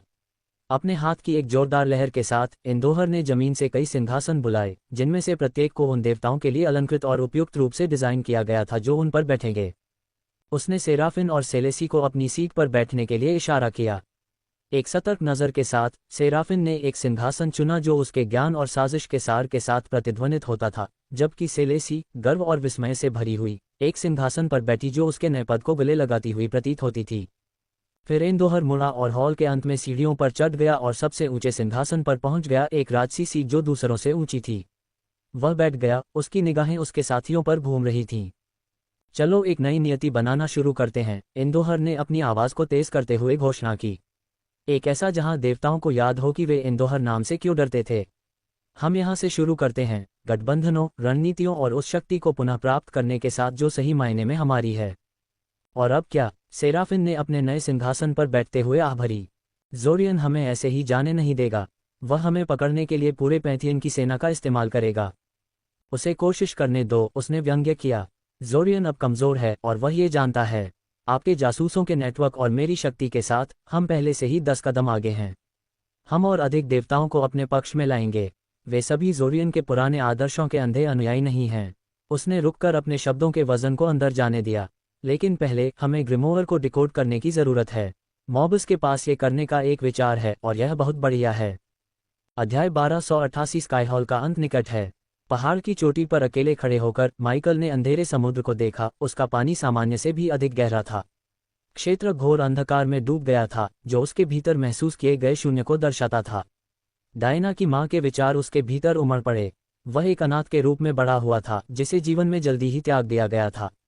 उनके तनावपूर्ण रिश्ते और उनकी कठिन परवरिश के बावजूद वह उसके निर्णयों के पीछे की कठोर आवश्यकता को समझता था। वे सही थे शायद, लेकिन आसान नहीं थे। अब ये जानते हुए कि एंडोहर उसे प्रताड़ित करने का इरादा रखता है, एक भयंकर क्रोध ने उसे जकड़ लिया, एक नए दृढ़ संकल्प के साथ। वह बेकार नहीं खड़ा रह सकता था, उसे बचाने की जरूरत थी। ईव को खोने का दुख पहले से ही उस पर भारी पड़ रहा था और दुनिया का अंधेरे में डूबना उसे पोषण दे रहा था, जिससे वह पहले से कहीं अधिक मजबूत महसूस कर रहा था। ये ताकत, जो अब दुनिया को घेरने वाली छाया से पैदा हुई थी, ने उसके संकल्प को मजबूत किया। दुर्भाग्य से माइकल की शांति तब भंग हो गई जब एक विशाल हवाई जहाज ऊपर के काले बादलों को चीरता हुआ निकल गया। इसके इंजन तेज हवाओं के सामने एक नीरस गर्जना की तरह थे। जैसे ही ये पहाड़ की चोटी पर अशुभ रूप से मडरा रहा था, कई आकृतियां उसमें से उतरी, उनके सिलहूट अंधेरे आकाश के खिलाफ तीखे थे। ये स्काई हॉल के देवदूत थे, जो धातु के कवच में लिपटे हुए थे, जो विरल प्रकाश में मंद रूप से चमक रहे थे। उनके कवच से जुड़े हुए धातु के पंख थे जो चौड़े फैले हुए थे, धातु की चादरों की सरसराहट की आवाज के साथ फड़फड़ा रहे थे। प्रत्येक देवदूत एक दुर्जय आभा बिखेर रहा था, उनकी साधना अर्ध दिव्य अवस्था में थी, जो उन्हें किसी भी मुठभेड़ में शक्तिशाली प्रतिद्वंद्वी बनाती थी। इस दुर्जय समूह का नेतृत्व स्काई हॉल के कई बुजुर्ग कर रहे थे। उनके चेहरे सख्त थे और उनकी आंखें ठंडी और अडिग थीं, जो स्पष्ट इरादे से माइकल पर टिकी हुई थीं। ये बुजुर्ग अंधेरे सेना के खिलाफ अनगिनत झड़पों के अनुभवी, खुद को अधिकार और घातक उद्देश्य के साथ पेश करते थे। जैसे ही उन्होंने माइकल के चारों ओर एक तंग घेरा बनाया, मुख्य बुजुर्ग आगे बढ़ा, उसकी आवाज तनाव को चाकू की तरह काट रही थी। डार्क लॉर्ड, आज आपके आतंक का शासन समाप्त हो गया, उसने घोषणा की। अब आत्मसमर्पण कर दो और शायद तुम्हारा अंत शीघ्र होगा। मना करो और न केवल तुम बल्कि तुम्हारे प्रिय लोग, हैरी और लैला, भी शिकार किए जाएंगे। माइकल ने गहरी सांस ली, उसकी निगाहें उसके चारों ओर बढ़ते अंधेरे को भेद रही थीं। कड़वी हवा उसके कपड़ों को झकझोर रही थी, क्योंकि वह स्काई हॉल की सेना के सामने खड़ा था, जो उसके खिलाफ खड़ी थी। मैं पहले से ही बुरे मूड में हूं, इसलिए मेरी नज़रों से दूर हो जाओ, इससे पहले कि मैं तुम सभी को मार डालूं और तुम्हारे शवों को नीचे समुद्र में फेंक दूं, उसने ठंडे स्वर में कहा। उसकी आवाज़ फुसफुसाहट से थोड़ी ऊंची थी, फिर भी एक स्पष्ट धमकी थी। मुख्य बुजुर्ग माइकल के खतरनाक लहजे से विचलित हुए बिना उतनी ही ठंड से जवाब दिया। तुम दक्षिणी महाद्वीप में अपने गधों से बहुत दूर हो और यहाँ तुम्हारे पास किसी देवता की शक्ति के बिना हम समतल जमीन पर खड़े हैं, उसने तीखी प्रतिक्रिया व्यक्त की। कोई गलती मत करो डार्क लॉर्ड, हम लैला और हैरी का इस्तेमाल जरूरत पड़ने पर लाभ के रूप में करेंगे। स्काई हॉल के स्वर्गदूतों की तरह और बुजुर्गों ने माइकल के चारों ओर अपना घेरा कस लिया। हवा में अचानक काली ऊर्जा का एक उछाल आया। अंधेरे महल की छाया से अजाजेल, लेनोरा और ट्रिस्टा के नेतृत्व में आकृतियां उभरने लगीं। उनके पीछे शक्तिशाली काली सेना आगे बढ़ी, भारी, दमनकारी आकाश के नीचे उनकी उपस्थिति खतरनाक थी। सेना माइकल के ठीक पीछे रुकी, उसके आदेश पर लड़ने के लिए तैयार और तैयार। माइकल ने अपना हाथ उठाया, उन्हें रुकने का संकेत दिया। युद्ध के मैदान में तनावपूर्ण सन्नाटा छा गया, जिसे केवल घेरने वाले स्वर्गदूतों के धातु और पंखों की सरसराहट से ही रोका जा सकता था। हैरी और लैला कहाँ हैं? माइकल ने ठंडी हवा को चीरते हुए तीखे अधिकार के साथ पूछा। अजाजेल आगे बढ़ा, उसका चेहरा गंभीर था। वे अभी भी मेजिरोथ में हैं, मेरे प्रभु, उसने बताया। जैसे जैसे गतिरोध गहराता गया, प्रमुख बुजुर्ग की आवाज़ तनावपूर्ण हवा को चीरती हुई आई। उसके शब्द खतरनाक थे। आप पहले ही ईव को खो चुके हैं डार्क लॉर्ड। क्या आप हैरी और लैला को भी खोने के लिए तैयार हैं? धमकी की गूंज भयावह रूप से हुई, जिससे माइकल के हाथ थोड़े कांपने लगे। झिझक के उस क्षण में युद्ध के मैदान में एक नई आवाज़ गूंजी, जो अलग और प्रभावशाली थी। Dark Lord. माइकल ने तेजी से मुड़कर देखा। धुंध के बीच से आती हुई आकृति को देखकर उसकी आंखें चौड़ी हो गईं। यह एलिडर था। उसकी उपस्थिति उसकी विशिष्ट डार्क एल्वेन विशेषताओं से चिन्हित थी, जो एक दिन भी पुरानी नहीं हुई थी। माइकल ने लंबे समय से एलिडर को नहीं देखा था और अब उसे देखकर उसके भीतर भावनाओं का एक जटिल मिश्रण जाग उठा। एलिडर, जो माइकल के लिए एक गुरु की तरह था, ने खुद को महीनों तक एकांत में रखा था, जारियल का पता लगाने और बदला लेने के इरादे से रूनों पर अपने काम में व्यस्त था। एलिडर के पास आते ही माइकल की निगाहें सख्त हो गईं। उसके गुरु की अभिव्यक्ति की जानी पहचानी कठोरता अपरिवर्तित रही। लेकिन इससे पहले कि वह कुछ बोल पाता, एलिडर का हाथ उसके चेहरे पर तेजी से लगा। ठंडी हवा में आवाज तीखी थी। माइकल थोड़ा लड़खड़ा गया, बल से ज्यादा सदमे से, क्योंकि एलिडर की आवाज ने खामोशी को तेजी से चीर दिया। इससे बाहर निकलो, लानत है। एलिडर चिल्लाया, उसकी आंखें इतनी तीव्रता से चमक रही थीं कि ध्यान देने की जरूरत थी। अपने आत्मदया और पछतावे में डूबना बंद करो। ये तुम्हारे लिए अनुचित और बेकार है। नोव एल बी JNN। माइकल ने अपना गाल रगड़ा, एलिडर को आक्रोश और सम्मान के मिश्रण से घूरते हुए। जो कुछ भी हुआ है वह किसी कारण से हुआ है। अब समय आ गया है कि तुम इस धुंध से बाहर निकलो और वापस लड़ो। एलिडिर ने आगे बढ़ते हुए माइकल की प्रतिक्रिया का अंदाजा लगाया। एंडोहर का उस महल में कैद होना और उसका भागना अपरिहार्य था। नूह को मारकर तुमने वास्तव में इस क्षेत्र को और भी अंधकार में बना दिया है, लेकिन याद रखो, भोर से पहले रात हमेशा सबसे अंधकार में होती है। यह अंत नहीं है माइकल, ये पहले से अधिक मजबूत और होशियार बनने का अवसर है। एलिडिर के शब्दों को पचाते हुए माइकल की आंखें सिकुड़ गईं। थप्पड़ ने उसे झकझोर दिया था और अब एलिडिर की बुद्धि उसकी उथल पुथल की दरारों में समा गई, उसके भीतर संकल्प की चिंगारी जला दी। मेरी बात सुनो, केवल नश्वर क्षेत्र पर नियंत्रण स्थापित करके ही तुम देवताओं के खिलाफ खड़े हो सकते हो, जब बाधा का विनाश वास्तविकता बन जाता है। यह अपरिहार्य है। उसने रुककर सुनिश्चित किया कि उसके शब्द गहराई तक उतर जाएं। नूह की मृत्यु और यह अंधकार, भले ही अभिशाप की तरह लग रहा हो, वास्तव में एक आशीर्वाद है। यह अंधकार, मैं महसूस कर सकता हूं कि इसने तुम्हें सशक्त बनाया है। यह नई शक्ति नश्वर क्षेत्र पर नियंत्रण पाने और देवताओं के साथ अपरिहार्य युद्ध की तैयारी में महत्वपूर्ण हो सकती है। एलिडिर करीब आया, उसकी आवाज़ तीव्र थी। यदि नूह जीवित होता तो तुम नूह और देवताओं दोनों के विरुद्ध दो मोर्चों पर युद्ध में फंस जाते। इस तरह का दो तरफा युद्ध हमें पूरी तरह से खत्म कर देगा, चाहे हम कितनी भी जीत का दावा क्यों न करें। इसलिए एक विकृत तरीके से नूह की मृत्यु एक रणनीतिक लाभ है। ये युद्ध के मैदान को सरल बनाता है। जैसे ही पहाड़ पर तनाव कम हुआ, एक विशाल युद्धपोत के आगमन से अंधेरा आकाश अचानक फट गया, जिसने स्काईहॉल हवाई जहाज को बौना बना दिया, जिसने पहले बुजुर्गों और स्वर्गदूतों को लाया था। जहाज के पेट से नीचे जमीन तक एक भव्य सीढ़ी सुंदर ढंग से फैली हुई थी, और नित्रोइल, अवोर की महारानी और शिकार की देवी शाही मुद्रा में उतरी, जिससे एकत्रित बुजुर्गों और स्वर्गदूतों को सहज रूप से पीछे हटना पड़ा। एक गहरी सांस लेते हुए माइकल ने सिर हिलाकर उसका अभिवादन किया। नित्रोइल, तुम इस तूफान में क्यों आए हो? जवाब में नित्रोइल ने माइकल पर बसने से पहले एकत्रित भीड़ को स्कैन किया। मैंने आपकी हाल की परेशानियों के बारे में सुना, उसने शुरू किया। उसकी आवाज़ शांत थी, लेकिन अधिकार की एक अंतर्निहित धारा थी। और मैं गया और मेरे बीच की समस्या को सीधे संबोधित करना चाहता था। जाओ, माइकल ने सिर हिलाया, उसे जारी रखने के लिए इशारा किया। मैं समझता हूं कि गया ने जो किया वह क्यों किया। यह इस तथ्य को नहीं बदलता है कि जारियल अभी भी वहां है, एक राक्षस जो लोगों की जान लेने और अराजकता फैलाने में आनंद लेता है, जिसे उसके अपने देवता फोरक्रक्स ने भी त्याग दिया है। उसने आह भरी। नित्रोइल के रहस्योद्घाटन ने एकत्रित लोगों को चौंका दिया। माइकल, जो लंबे समय से सोचता था कि अजाजल अपनी जाति पर आई किसी रहस्यमयी आपदा के कारण अपनी तरह का आखिरी व्यक्ति था, ने खुद को स्थिति का पुनर्मूल्यांकन करते हुए पाया। अजाजल, जो आमतौर पर शांत और संयमित रहता था, ने अपने संयम में एक दुर्लभ दरार दिखाई। अजाजल की तरह जारियल भी एक दानव है, और आपको सावधान रहना चाहिए, क्योंकि अगर अजाजल अपने अंतर्निहित रक्तपात को नियंत्रित नहीं रखता है, तो वह अंततः बेकाबू हो जाएगा और आपकी अवज्ञा कर सकता है। माइकल, नित्रोइल ने उनके आश्चर्य को देखते हुए कहा, यह सिर्फ एक और कारण है कि हम स्काईहॉल के बुजुर्गों ने हस्तक्षेप करने का प्रयास किया। बस, नित्रोइल ने अपना हाथ उठाया, एक दृढ़ इशारे से उन्हें चुप करा दिया। अपनी नज़र वापस अजाजल की ओर मोड़ते हुए नित्रोइल की अभिव्यक्ति थोड़ी नर्म हो गई, हालांकि उसकी आंखें चुभती रहीं। अजाजल, क्या तुमने अपने स्वामी को उस रक्तपात के बारे में सूचित किया है जो तुम हाल ही में महसूस कर रहे हो? उसने पूछा।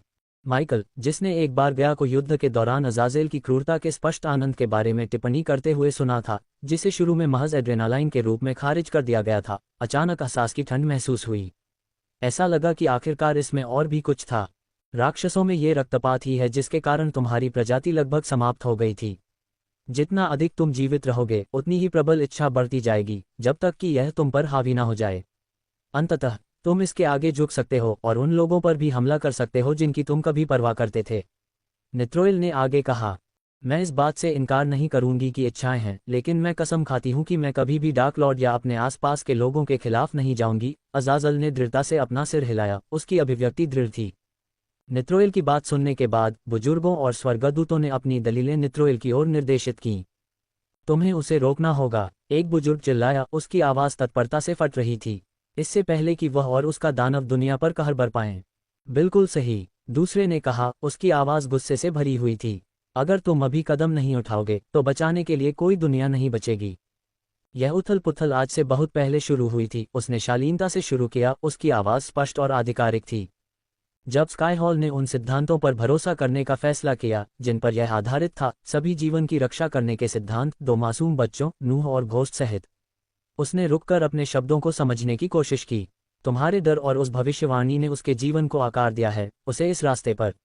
वर्तमान अराजकता केवल उसके कार्यों का परिणाम नहीं है, बल्कि उन लोगों द्वारा लिए गए निर्णयों का भी परिणाम है जिन्होंने कभी उसके भाग्य को नियंत्रित करने की कोशिश की थी। नित्रोएल को बार बार उन्हें रोकते हुए देखकर प्रमुख बुजुर्ग गुस्से से आग बबूला हो गया। वह अपनी हताशा को और अधिक नहीं रोक सका और चिल्लाया, यदि आप उसे रोकने के लिए यहाँ नहीं हैं, तो आप यहाँ क्यों हैं? मैं यहाँ कुछ ऐसा करने के लिए हूँ जो मुझे बहुत पहले कर लेना चाहिए था। नित्रोएल ने शांत व्यवहार के साथ उसके गुस्से का सामना किया, लेकिन उसके होंठ एक धूर्त मुस्कान में बदल गए, जिसने उसके क्रूर इरादे को धोखा दिया। अब समय आ गया है कि तुम वह एहसान चुकाओ जो मैं तुम्हें दे रही हूँ, उसने माइकल की ओर अपनी नज़र वापस करते हुए कहा। मैं तुमसे स्काई हॉल को हटाने और नश्वर क्षेत्र पर शासन करने के लिए मेरे लिए रास्ता साफ करने के लिए कहती हूँ। बदले में जब देवता युद्ध के लिए आएंगे तो मैं तुम्हारा साथ दूंगा। जैसे ही उन्होंने उसकी बात सुनी, स्काई हॉल के बुजुर्गों में चौंककर बड़बड़ाहट शुरू हो गई, क्योंकि उनकी आंखें इतनी चौड़ी हो गई थीं कि ऐसा लग रहा था कि वे किसी भी क्षण बाहर निकल आएंगी। क्या बकवास है, आप इस पर गंभीरता से विचार नहीं कर सकते, एक बुजुर्ग ने कहा। क्या तुम पागल हो गए हो? दूसरे ने कहा, शब्द तीखे और आरोप लगाने वाले थे। स्काई हॉल बहुत लंबे समय से मेरे लिए कांटा बना हुआ है और अब समय आ गया है कि मैं इसे बाहर निकाल दूं, नित्रोएल ने एक डरावनी आवाज में कहा। अध्याय 1289 नित्रोएल का विश्वासघात। माइकल नित्रोएल के अचानक और निर्दयी अनुरोध से हैरान रह गया। उसके शब्दों को समझते समय उसके चेहरे पर सदमा साफ दिखाई दे रहा था। इससे पहले कि वह जवाब दे पाता, एलिडर आगे बढ़ा और नित्रोएल की बात से सहमति जताते हुए सिर हिलाया। वह सही कह रही है, मेरे स्वामी, एलिडर ने स्थिर स्वर में कहा। हमें नश्वर क्षेत्र पर शासन करने और हमारे सहयोगी बनने के लिए उसके जैसे शासक की आवश्यकता है। कोई ऐसा व्यक्ति जो सत्ता की जटिलताओं और कठिन निर्णयों की आवश्यकता को समझता हो। एलिडर ने आगे कहा, आप हमेशा के लिए यहाँ रहकर कुछ ऐसा होने का दिखावा नहीं कर सकते जो आप नहीं हैं। आप सिंहासन पर बैठने के लिए राजा नहीं हैं, आप एक योद्धा हैं जो क्षेत्रों में युद्ध करते हैं। नित्रोएल को नश्वर क्षेत्र पर शासन करने दें, जबकि आप यहाँ से देवताओं के क्षेत्र में आगे पीछे यात्रा करते हैं ताकि हमें आवश्यक शक्ति प्राप्त हो सके। माइकल ने धीरे से सिर हिलाया, एलिडर के शब्दों को आत्मसात करते हुए। कुछ देर सोचने के बाद वह सभा की ओर मुड़ा, उसका निर्णय हो चुका था। मैं सहमत हूँ, ये हम सभी के लिए सबसे अच्छा उपाय है। स्काई हॉल के बुजुर्गों ने घबराई हुई निगाहों का आदान प्रदान किया, उनके शरीर तनावग्रस्त हो गए क्योंकि उन्हें इस तरह के गठबंधन के निहितार्थ का एहसास हुआ। डर और अविश्वास की फुसफुसाहटें उनके बीच घूम रही थीं क्योंकि वे स्काई हॉल के खिलाफ डार्क लॉर्ड और महारानी ऑफ अवोर के मिलन को स्वीकार करने के लिए संघर्ष कर रहे थे। भाड़ में जाओ, हम बर्बाद हो गए हैं, एक बुजुर्ग ने अपनी सांस के नीचे बड़बड़ाया। उसकी आवाज़ मुश्किल से फुसफुसाहट थी, फिर भी निराशा से भरी हुई थी। भगवान हम सभी की मदद करें, एक अन्य बुजुर्ग ने अविश्वास में अपना सिर हिलाते हुए कहा, उनकी स्थिति की वास्तविकता को समझते हुए। आखिरकार माइकल ने एक गहरी सांस ली। कांपते हुए स्काई हॉल के बुजुर्गों को संबोधित करते हुए उनकी अभिव्यक्ति एक ठंडी मुस्कान में बदल गई। ऐसा लगता है कि स्काई हॉल में आपका शासन आखिरकार खत्म होने वाला है, उन्होंने बर्फीली शांति के साथ कहा। इससे पहले कि कोई प्रतिक्रिया कर पाता, माइकल की आंखों से काली किरणें निकलीं, जो सीधे अग्रणी बुजुर्ग के माथे पर लगीं। किरणों ने घातक सटीकता के साथ उसकी खोपड़ी में प्रवेश किया, जिससे खून का एक भयानक विस्फोट हुआ जो पास के भयभीत स्वर्गदूतों पर फैल गया। जब बुजुर्ग का शरीर जमीन पर गिर गया तो माइकल का सिस्टम बज उठा। डिंग, स्काई हॉल एल्डर को मारने के लिए होस्ट को बधाई।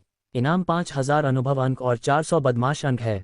सिस्टम ने एक अधिसूचना के साथ जारी रखा जिसने माइकल के मन में आए उस संदेह का उत्तर दिया जो उसे प्राप्त होने वाले अनुभव अंकों की मात्रा के बारे में था। डिंग, होस्ट को नोट, चूंकि आप देवत्व तक पहुंच चुके हैं, इसलिए नश्वर लोगों को मारने से ऐसी क्रियाओं की आसानी के कारण काफी कम अनुभव अंक मिलेंगे। डिंग, सफलतापूर्वक बदमाश बनने के लिए होस्ट को बधाई। इनाम 5000 बदमाश अंक है। माइकल ने सिस्टम की सूचनाओं को मुश्किल से रजिस्टर किया। उसका ध्यान अंकों पर नहीं था, ये स्काई हॉल पर था, जो अब उसकी कुंठाओं और उसके द्वारा सहे गए अन्याय का प्रतीक बन गया था। उनका निधन केवल विद्रोह का कार्य नहीं था, यह उसके दबे हुए क्रोध का विमोचन था। सभी के लिए एक संदेश था कि उसके धैर्य की अपनी सीमाएं थीं। हालांकि माइकल जानता था कि यद्यपि एक बुजुर्ग को मारने से प्राप्त अनुभव बिंदु न्यूनतम हो सकते हैं, लेकिन एक पूरी सेना को हराने का संचयी प्रभाव देवताओं के क्षेत्र में उसके साधना स्तर को महत्वपूर्ण रूप से बढ़ा सकता है। वह अपनी इकट्ठी हुई सेना की ओर मुड़ा, उसके चेहरे पर एक गहरा संकल्प उभर रहा था। उन्हें बाहर निकालो, उसने अपने हाथ की एक खारिज करने वाली लहर के साथ आदेश दिया। इकट्ठी हुई सेना आगे बढ़ी, आस नरसंहार के वादे से हवा घनी हो गई। कुछ लोगों की अपेक्षा के विपरीत माइकल ने अजाजल को रोका नहीं। इसके बजाय उसने राक्षस बटले की पीठ थपथपाई, जो डार्क लॉर्ड का एक दुर्लभ इशारा था। मुझे तुम पर भरोसा है अज़ाज़ल, उसने दृढ़ता से कहा, उसे लड़ाई में शामिल होने के लिए प्रोत्साहित किया। अज़ाज़ल इस आत्मविश्वास के प्रदर्शन से स्पष्ट रूप से प्रभावित हुआ। माइकल के प्रति उनकी वफादारी, जो हमेशा से मजबूत थी, अब पूरी तरह से मजबूत हो गई और एक पूर्ण शिखर पर पहुंच गई। सिस्टम ने इस गहरे बंधन को पहचाना और माइकल को पुरस्कृत किया। डिंग, अपने अनुयायी अज़ाज़ेल के साथ 100% वफादारी हासिल करने और लीजेंडरी गिफ्ट बॉक्स प्राप्त करने के लिए होस्ट को बधाई।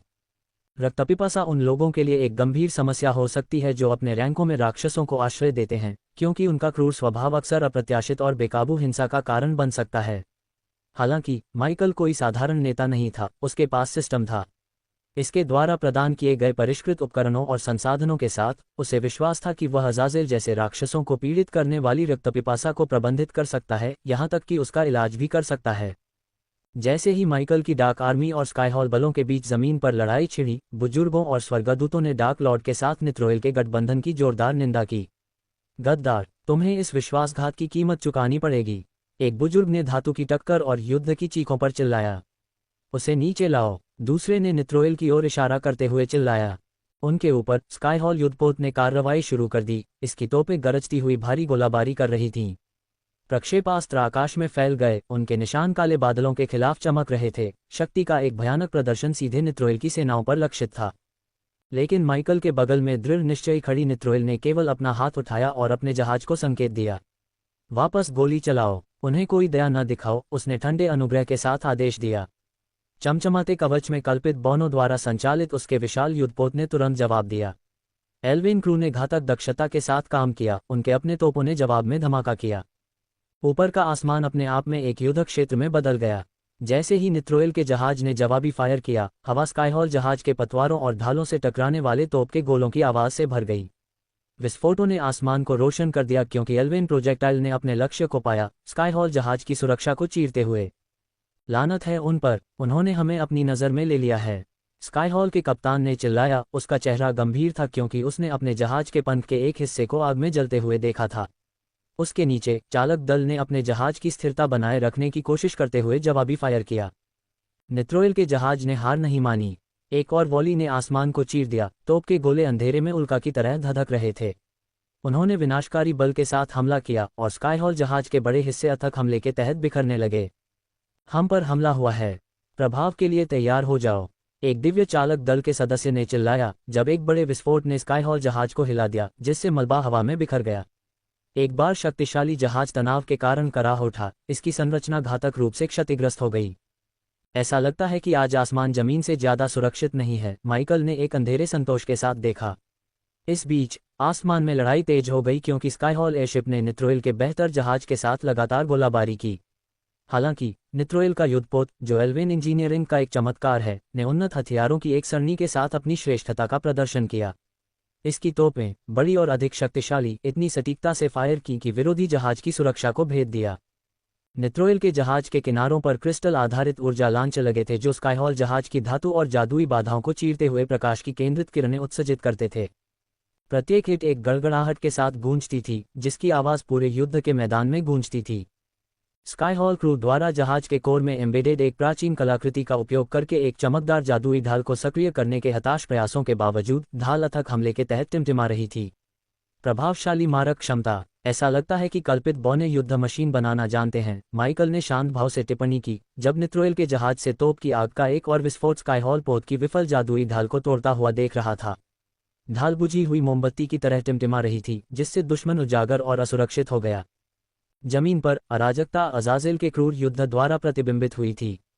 उसका राक्षसी रूप गति का एक धुंधलापन था, उसके लाल पंख खतरनाक अनुग्रह के साथ खुल रहे थे क्योंकि वह देवदूत सैनिकों की पंक्तियों के माध्यम से आगे बढ़ रहा था। उसकी आंखें एक ज्वलंत लाल चमक के साथ जल रही थीं, अपने लक्ष्यों पर ध्यान केंद्रित कर रही थीं क्योंकि उसके हाथ आसानी से आकाशीय कवच को चीर रहे थे। चलो तुम पंख वाले कमीने, क्या तुम्हारे पास बस इतना ही है? अज़ाज़ल ने ताना मारा, उसकी आवाज़ में तिरस्कार भरा हुआ था क्योंकि उसने एक देवदूत को पंख से पकड़ लिया और उसे अपने साथियों के समूह में फेंक दिया। इस टक्कर से वे कवच और टूटे हुए पंखों की खड़खड़ाहट के साथ बिखर गए। अज़ाज़ल के पंजों ने दूसरे देवदूत को चीर दिया, खून की धार जमीन पर फैल गई, उसकी क्रूर शक्ति को नकारा नहीं जा सकता। उसकी हंसी युद्ध की आवाज़ों पर गूंज रही थी, एक डरावनी आवाज़ जो धरती पर गिरते शरीरों की धमाकों के साथ थी। दयनीय, अजाजल दहाड़ा, उसका रूप विनाश का बवंडर था। हर चाल सोची समझी और घातक थी, जो पीछे आकाशीय नरसंहार का निशान छोड़ रही थी। उसकी शक्ति पूरी तरह से प्रदर्शित थी, राक्षसी शक्ति का एक भयानक तमाशा जिसका कोई सामना नहीं कर सकता था। आसमान में वापस स्काईहॉल जहाज ने एक और विनाशकारी प्रहार किया, एक सीधा प्रहार जिसने धातु के टुकड़े और जादुई ऊर्जा को हवा में बिखेर दिया। जहाज की ऊंचाई कम होने लगी और नित्रोइल की बेहतर मारक क्षमता के अथक हमले के तहत उसका विनाश अपरिहार्य था। जब स्काईहॉल जहाज अंधेरे महासागर की ओर अपने घातक अवतरण को जारी रखता था तो बुजुर्ग क्रोध और निराशा से चिल्लाते थे, धिक्कार है नित्रोइल, शाप है तुम्हें डार्क लॉर्ड, इस विनाश की कीमत तुम्हें चुकानी पड़ेगी। लेकिन युद्ध की अराजकता और धधकती लपटों के बीच उनके शब्द खो गए।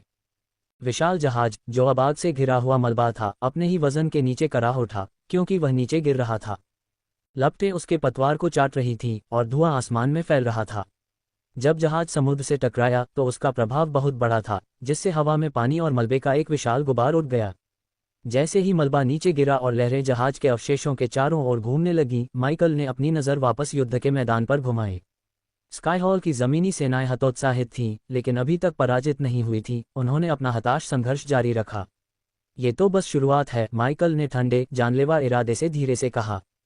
अध्याय 1290 हमला योजना। आखिरकार युद्ध का मैदान शांत हो गया, क्योंकि स्वर्गदूतों और बुजुर्गों में से आखिर ही गिर गए। व्यवस्थित और भावशून्य, डार्क आर्मी ने गिरे हुए स्वर्गदूतों के कवच और हथियार उतारने शुरू कर दिए। कवच के प्रत्येक टुकड़े को सावधानीपूर्वक हटाया गया और एकत्र किया गया, जबकि बेजान शवों को बेदर्दी से नीचे अंधेरे महासागर में फेंक दिया गया। ये प्रक्रिया उनके तैरते हुए पहाड़ से लगभग अनुष्ठानिक लग रही थी, लूट और त्याग का एक भयानक चक्र। इस बीच जिस जमीन पर युद्ध छिड़ा था वह अब खून से सना हुआ था, जिससे चट्टानी सतह एकदम लाल हो गई थी। नीचे अंधेरा महासागर गुस्से से उछल रहा था, डूबते हुए शवों के बीच जलती हुई लकड़ी और मलबे के रूप में स्काईहॉल जहाज के अवशेषों से सजा हुआ था। जैसे ही आखिरी शव को पानी की खाई में फेंका गया, नित्रोइल ने माइकल की ओर रुख किया। उसकी अभिव्यक्ति अपाठ्य थी, फिर भी संतुष्टि के संकेत के साथ रंगी हुई थी। युद्ध की अराजकता ने उसके शाही व्यवहार को कम नहीं किया था। अगर कुछ भी हो तो इसने उसके चारों ओर अधिकार की आभा को मजबूत किया था। अब जब हमने इस कष्टप्रद समस्या का समाधान कर लिया है, उसने सहजता से शुरू किया, चलो अपनी अगली योजना के बारे में बात करते हैं। उसकी आंखें रणनीतिक दूरदर्शिता से चमक उठी, जो पहले से ही जीत से आगे बढ़कर अपनी बड़ी योजना के अगले चरण की ओर बढ़ रही थी। युद्ध के मैदान के अवशेषों को देखते हुए नित्रोइल शांत भाव से खड़ी रही, जैसे कि उसने कुछ भी नहीं किया हो, और फिर उसने अपनी नज़र वापस माइकल की ओर घुमाई। स्काईहॉल हमारे दायरे में नहीं बल्कि अकिलिन दायरे से जुड़े एक पॉकेट आयाम में रहता है, उसने समझाया। हमेशा की तरह उसकी आवाज़ में अधिकार का भार था, फिर भी वह स्पष्ट और सीधी थी, जिसे सभी समझ सकें। उन्हें पूरी तरह से नष्ट करने के लिए हमें अकिलिन दायरे में जाना होगा और वहां से स्काईहॉल के मुख्यालय में प्रवेश करना होगा। जब उसने अकिलिन दायरे का उल्लेख सुना तो माइकल ने तुरंत एक छात्र के रूप में मेजरोथ अकादमी में अपने समय के बारे में सोचा। उसका मन व्याख्यान कक्षों, उसके सामने आने वाली चुनौतियों और एक बार उसका मार्गदर्शन करने वाले कठोर लेकिन बुद्धिमान प्रोफेसरों की यादों में भटक गया। उसने गहरी सांस ली, अपनी वर्तमान प्रतिष्ठा की कड़वी वास्तविकता के साथ पुरानी यादों का एक संकेत मिला। वे सरल समय थे, उसने खुद से कहा। अब डार्क लॉर्ड और एक देवता के रूप में जिसने पूरे नश्वर क्षेत्र को अंधकार में डुबो दिया था, वह जानता था कि वही गुरु और साथी उसे एक होनहार छात्र के बजाय डार्क लॉर्ड के रूप में एक बिल्कुल अलग नजरिए से देखेंगे। अंत में एक लंबे मौन के बाद नित्रोइल ने अपनी शांत आवाज से चुप्पी तोड़ी। हम दुर्जय ताकतों के खिलाफ हैं, उसने शुरू किया। उसका स्वर शांत लेकिन दृढ़ था। स्काईहॉल के पास एक विशाल सेना है, जिसमें कई अर्धअमर और अमर लोग शामिल हैं जो अमर परिषद का हिस्सा नहीं हैं। उनके पास एकांत में कुछ अर्ध दिव्य बुजुर्ग भी हैं जो स्काईहॉल को खतरा होने पर उभर सकते हैं। साथ ही उनके पास जादुई कलाकृतियों का एक शस्त्रागार है जिनकी शक्तियां हमें पूरी तरह से ज्ञात नहीं हैं, और बड़े पैमाने पर विनाश करने में सक्षम हथियार हैं। उसने आगे कहा, ये देखते हुए कि स्काईहॉल की स्थापना एंडोहर ने की थी, हम निश्चित हो सकते हैं कि उसने इसे मजबूत सुरक्षा उपायों के साथ मजबूत किया है। हमें एक महत्वपूर्ण लड़ाई के लिए तैयार रहना चाहिए।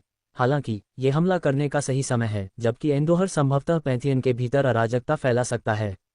उसके ध्यान भटकाने वाले कदम हमें वह लाभ प्रदान कर सकते हैं जिसकी हमें आवश्यकता है। हालांकि तैयार रहें, हम सीमित खुफिया जानकारी के साथ जा रहे हैं। नुकसान होगा। नित्रोइल की आंखें उसके आसपास के चेहरों को स्कैन करती हुई आगे बढ़ीं। मैंने पहले ही बहुत से लोगों को खो दिया है। मैं अपने कुछ बेहतरीन लोगों के साथ ही हमले का नेतृत्व करूंगा। हमें अनावश्यक रूप से और अधिक लोगों की जान जोखिम में नहीं डालनी चाहिए। माइकल ने दृढ़ता से जवाब दिया। यह एक बुद्धिमानी भरा निर्णय है माइकल। ये खतरनाक होगा, लेकिन शायद एक छोटी, अधिक चुस्त सेना के साथ कम खतरनाक होगा। नित्रोइल ने एक आह भरी, सिर हिलाकर अपने निर्णय को स्वीकार किया। एक पल के लिए नित्रोइल ने अपने शब्दों को अपने अंदर समाहित होने दिया, क्योंकि वह चाहती थी कि शेर की मांद में अंतिम टकराव के लिए जाने से पहले वे खतरों को जाने। लेकिन नित्रोइल देख सकती थी कि माइकल की आंखों में कुछ चमक रहा था, थोड़ी चिंता, और वह जानती थी कि यह किस बारे में था। हैरी और लैला सुरक्षित हैं, उसने आश्वासन दिया। वुल्फ्रिक उनकी रक्षा कर रहा है। एक बार जब हम स्काईहॉल से निपट लेंगे तो आप उनसे मिलने जा सकते हैं। हालांकि मैं स्काईहॉल पर हमला करने से पहले उनसे मिलने की सलाह नहीं दूंगा। वे अकेलन दायरे में हैं और यह बेहतर है कि वे स्काईहॉल के खिलाफ हमारे द्वारा की जाने वाली आवश्यक कार्रवाइयों को न देखें। वे हमारे कठोर उपायों के पीछे के कारणों को नहीं समझ सकते। उसकी आंखें थोड़ी नर्म हो गईं, उसके आमतौर पर सख्त व्यवहार में सहानुभूति की एक दुर्लभ झलक। एक बार जब हम उनके मुख्यालय पर हमला शुरू करते हैं तो कोई पीछे नहीं हटता। नित्रोइल ने चेतावनी दी, क्या तुम गंभीरता से मुझे ये बता रहे हो जबकि हमने अभी अभी स्काईहॉल जहाज को नष्ट किया है? प्रिय, हम बहुत पहले ही उस बिंदु को पार कर चुके हैं जहां से वापस लौटना संभव नहीं था। माइकल ने हल्की हंसी के साथ जवाब दिया। नित्रोइल के सामान्य शांत भाव के बीच एक हल्की मुस्कान आ गई। बहुत बढ़िया, अपनी आक्रमण टीम को इकट्ठा करो और 5 दिनों में स्टॉर्मविले माउंटेन पर मुझसे मिलो, उसने निर्देश दिया। उसके हाथों की ताली के साथ उसके हवाई जहाज की सीढ़ियां शान से खुलीं, जमीन तक पहुंची। नित्रोइल शाही अंदाज में सीढ़ियां चढ़ी और जहाज में गायब हो गई। कुछ ही क्षणों बाद विशाल जहाज के इंजन चालू हो गए और इसने स्टॉर्मविले माउंटेन की ओर अपनी यात्रा शुरू कर दी, जहां पौराणिक मुगाशुकु का निवास माना जाता था। जब नित्रोइल का जहाज दूर चला गया तो माइकल अपने अनुयायियों की ओर मुड़ा, उसकी आवाज़ उनके पिछले संघर्ष के बाद की शांति को चीरती हुई सुनाई दे रही थी। ठीक है, चलो महल की ओर वापस चलते हैं। हमें युद्ध की तैयारी करनी है, उसने घोषणा की, उसका स्वर दृढ़ और आज्ञाकारी था। जब वे वापस लौट रहे थे, माइकल ने अपने कदम रोक दिए और अपने कंधे के ऊपर से अज़ाज़ेल की ओर देखा। सेना को विदा करो और पहरेदारों को हाई अलर्ट पर रखो। अब हम कोई भी आश्चर्य बर्दाश्त नहीं कर सकते। समझ गए मेरे प्रभु। अज़ाज़ल ने तेजी से सिर हिलाया। महल में वापस आकर माइकल अपने सिंहासन कक्ष की ओर चला गया। हॉल विशाल था और छाया में डूबा हुआ था। दीवारों पर केवल टिमटिमाती मशालें डरावनी रोशनी डाल रही थीं। खोपड़ियों और हड्डियों से बना उसका सिंहासन एक ऊंचे मंच पर बैठा था, जो उस स्थान पर एक गंभीर प्रभुत्व का दावा कर रहा था। माइकल भारी, दृढ़ कदमों से अपने सिंहासन की सीढ़ियां चढ़ गया और एक आह भरते हुए बैठ गया।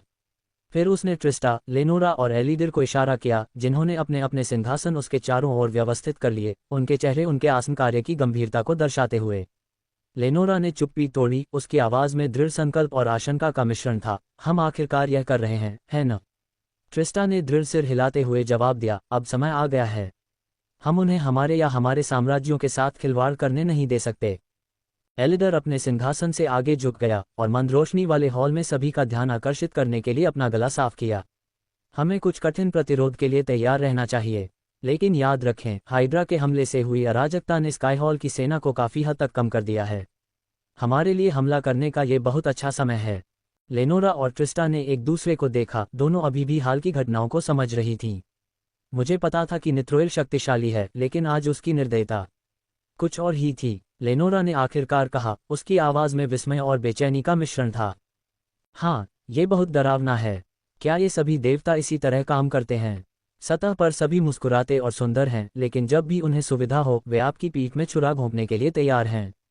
ट्रिस्टा ने सहमति में सिर हिलाया। निर्दयता एक ऐसा गुण है जो कई देवताओं में पाया जाता है, खासकर जब उनके सिंहासन या साम्राज्य को खतरा होता है। नित्रोइल भी इससे अलग नहीं है। वह अपने पत्ते खेल रही है और वह उन्हें बहुत जोर से खेल रही है। हमें बस ये सुनिश्चित करने की ज़रूरत है कि अंत में हम ही ठगे न जाएं। माइकल ने शांति से कहा। जब वे चर्चा कर रहे थे, अज़ाज़ल शांति से सिंहासन कक्ष में प्रवेश किया और माइकल के सामने झुककर प्रणाम किया। वह अभी भी अपने बेदाग बटलर पोशाक में था। अपने खून की प्यास के बारे में हाल ही में हुए खुलासे के बावजूद उसका व्यवहार नहीं बदला। मेरे प्रभु, अज़ाज़ल ने शुरू किया, उसकी आवाज़ हमेशा की तरह शांत थी, मैंने एकत्रित सेना को विदा कर दिया है। उन्हें तैरते हुए पहाड़ को सुरक्षित करने और किसी भी परेशानी के संकेत के लिए अंधेरे महासागर की निगरानी करने के लिए गश्ती समूहों में विभाजित किया गया है। NOWELL-BEACON.com। वह सीधा खड़ा था, माइकल की स्वीकृति या आगे के आदेशों की प्रतीक्षा कर रहा था। टिमटिमाती मशालों से रोशन अंधेरे हॉल ने माइकल के सिंहासन को सुशोभित करने वाली अलंकृत खोपड़ियों और हड्डियों पर लंबी छाया डाली। आपके अगले आदेश क्या हैं, मेरे प्रभु? अज़ाज़ल ने पूछा। अपने सिंहासन के खिलाफ झुकते हुए ट्रिस्टा ने दिलचस्पी से देखा। उसकी तीक्ष्ण विशेषताएं मंद प्रकाश में उजागर हुईं। हाँ, आप स्काई हॉल पर हमला करने के लिए किसे साथ ला रहे हैं? उसकी आवाज़ में चुनौती का संकेत था, ये देखने के लिए उत्सुक कि माइकल आगामी युद्ध में उनके अगले कदम की रणनीति कैसे बनाएगा। माइकल ने एक पल के लिए सोचा, निर्णय लेने से पहले सोच समझकर अपनी ठुड्डी रगड़ी। मैं बड़े पिशाचों में से एक को लाऊंगा, लेकिन सभी को नहीं, उसने निर्णायक रूप से घोषणा की। अगर स्काई हॉल के पास बड़े पिशाचों के खिलाफ कोई जवाबी उपाय है तो उन सभी को लाना आपदा में समाप्त हो जाएगा। लेकिन अगर उनके पास नहीं है और हम बड़े पिशाचों के खिलाफ उनके बचाव या जवाबी उपायों को तोड़ने में कामयाब हो जाते हैं, अगर उनके पास कोई है तो अन्य हमारे बैकअप बल हो सकते हैं और अकेले दायरे में रह सकते हैं। ट्रिस्टा और लेनोरा ने माइकल की रणनीति से सहमति जताते हुए एक दूसरे को देखा। मैं अज़ाज़ेल को लाऊंगा, माइकल ने अपनी आवाज़ में दृढ़ता दिखाई। एक पल के लिए कमरे में तनाव का माहौल था, क्योंकि हर कोई उसके शब्दों के निहितार्थ को समझ रहा था। ट्रिस्टा की आंखें चौड़ी हो गईं और वह खुद को पूछने से नहीं रोक पाए, क्या उसे ऐसी जगह ले जाना बुद्धिमानी है जहां यह अज़ाज़ल की रक्तपिपासा को भड़का सकता है? हमें अपने दुश्मनों के खिलाफ इसका फ़ायदा उठाने की ज़रूरत है, माइकल ने आत्मविश्वास से समझाया। लेकिन भविष्य में मैं अज़ाज़ल की रक्तपिपासा से हमेशा के लिए निपट लूंगा। अज़ाज़ल, जो बातचीत के दौरान चुप खड़ा था, माइकल के बयान से आभारी और आश्चर्यचकित दोनों था। नित्रोइल ने जो कुछ भी कहा, उसके बाद अज़ाज़ल को उम्मीद नहीं थी कि माइकल उसे स्काई हॉल के खिलाफ युद्ध में ले जाएगा। इसने अज़ाज़ल को दिखाया कि डार्क लॉर्ड ने उस पर कितना भरोसा किया था और वह इसके लिए हमेशा आभारी रहेगा। मैं आपको निराश नहीं करूंगा, मेरे प्रभु, उसने गहराई से सिर झुकाया। फिर एलिडिर ने अपना गला साफ किया, धीरे धीरे अपनी आवाज़ ऊंची करते हुए खुद पर ध्यान आकर्षित किया। डार्क एल्फ को स्काई हॉल से कुछ लेना देना था और वह किनारे से खड़े होकर इसे देखने के लिए तैयार नहीं था। आपको मुझे भी अपने साथ लाना होगा। एक रनमास्टर के रूप में मैं बाधाओं और अन्य आश्चर्यों को संभाल सकता हूं जिनका हम सामना कर सकते हैं।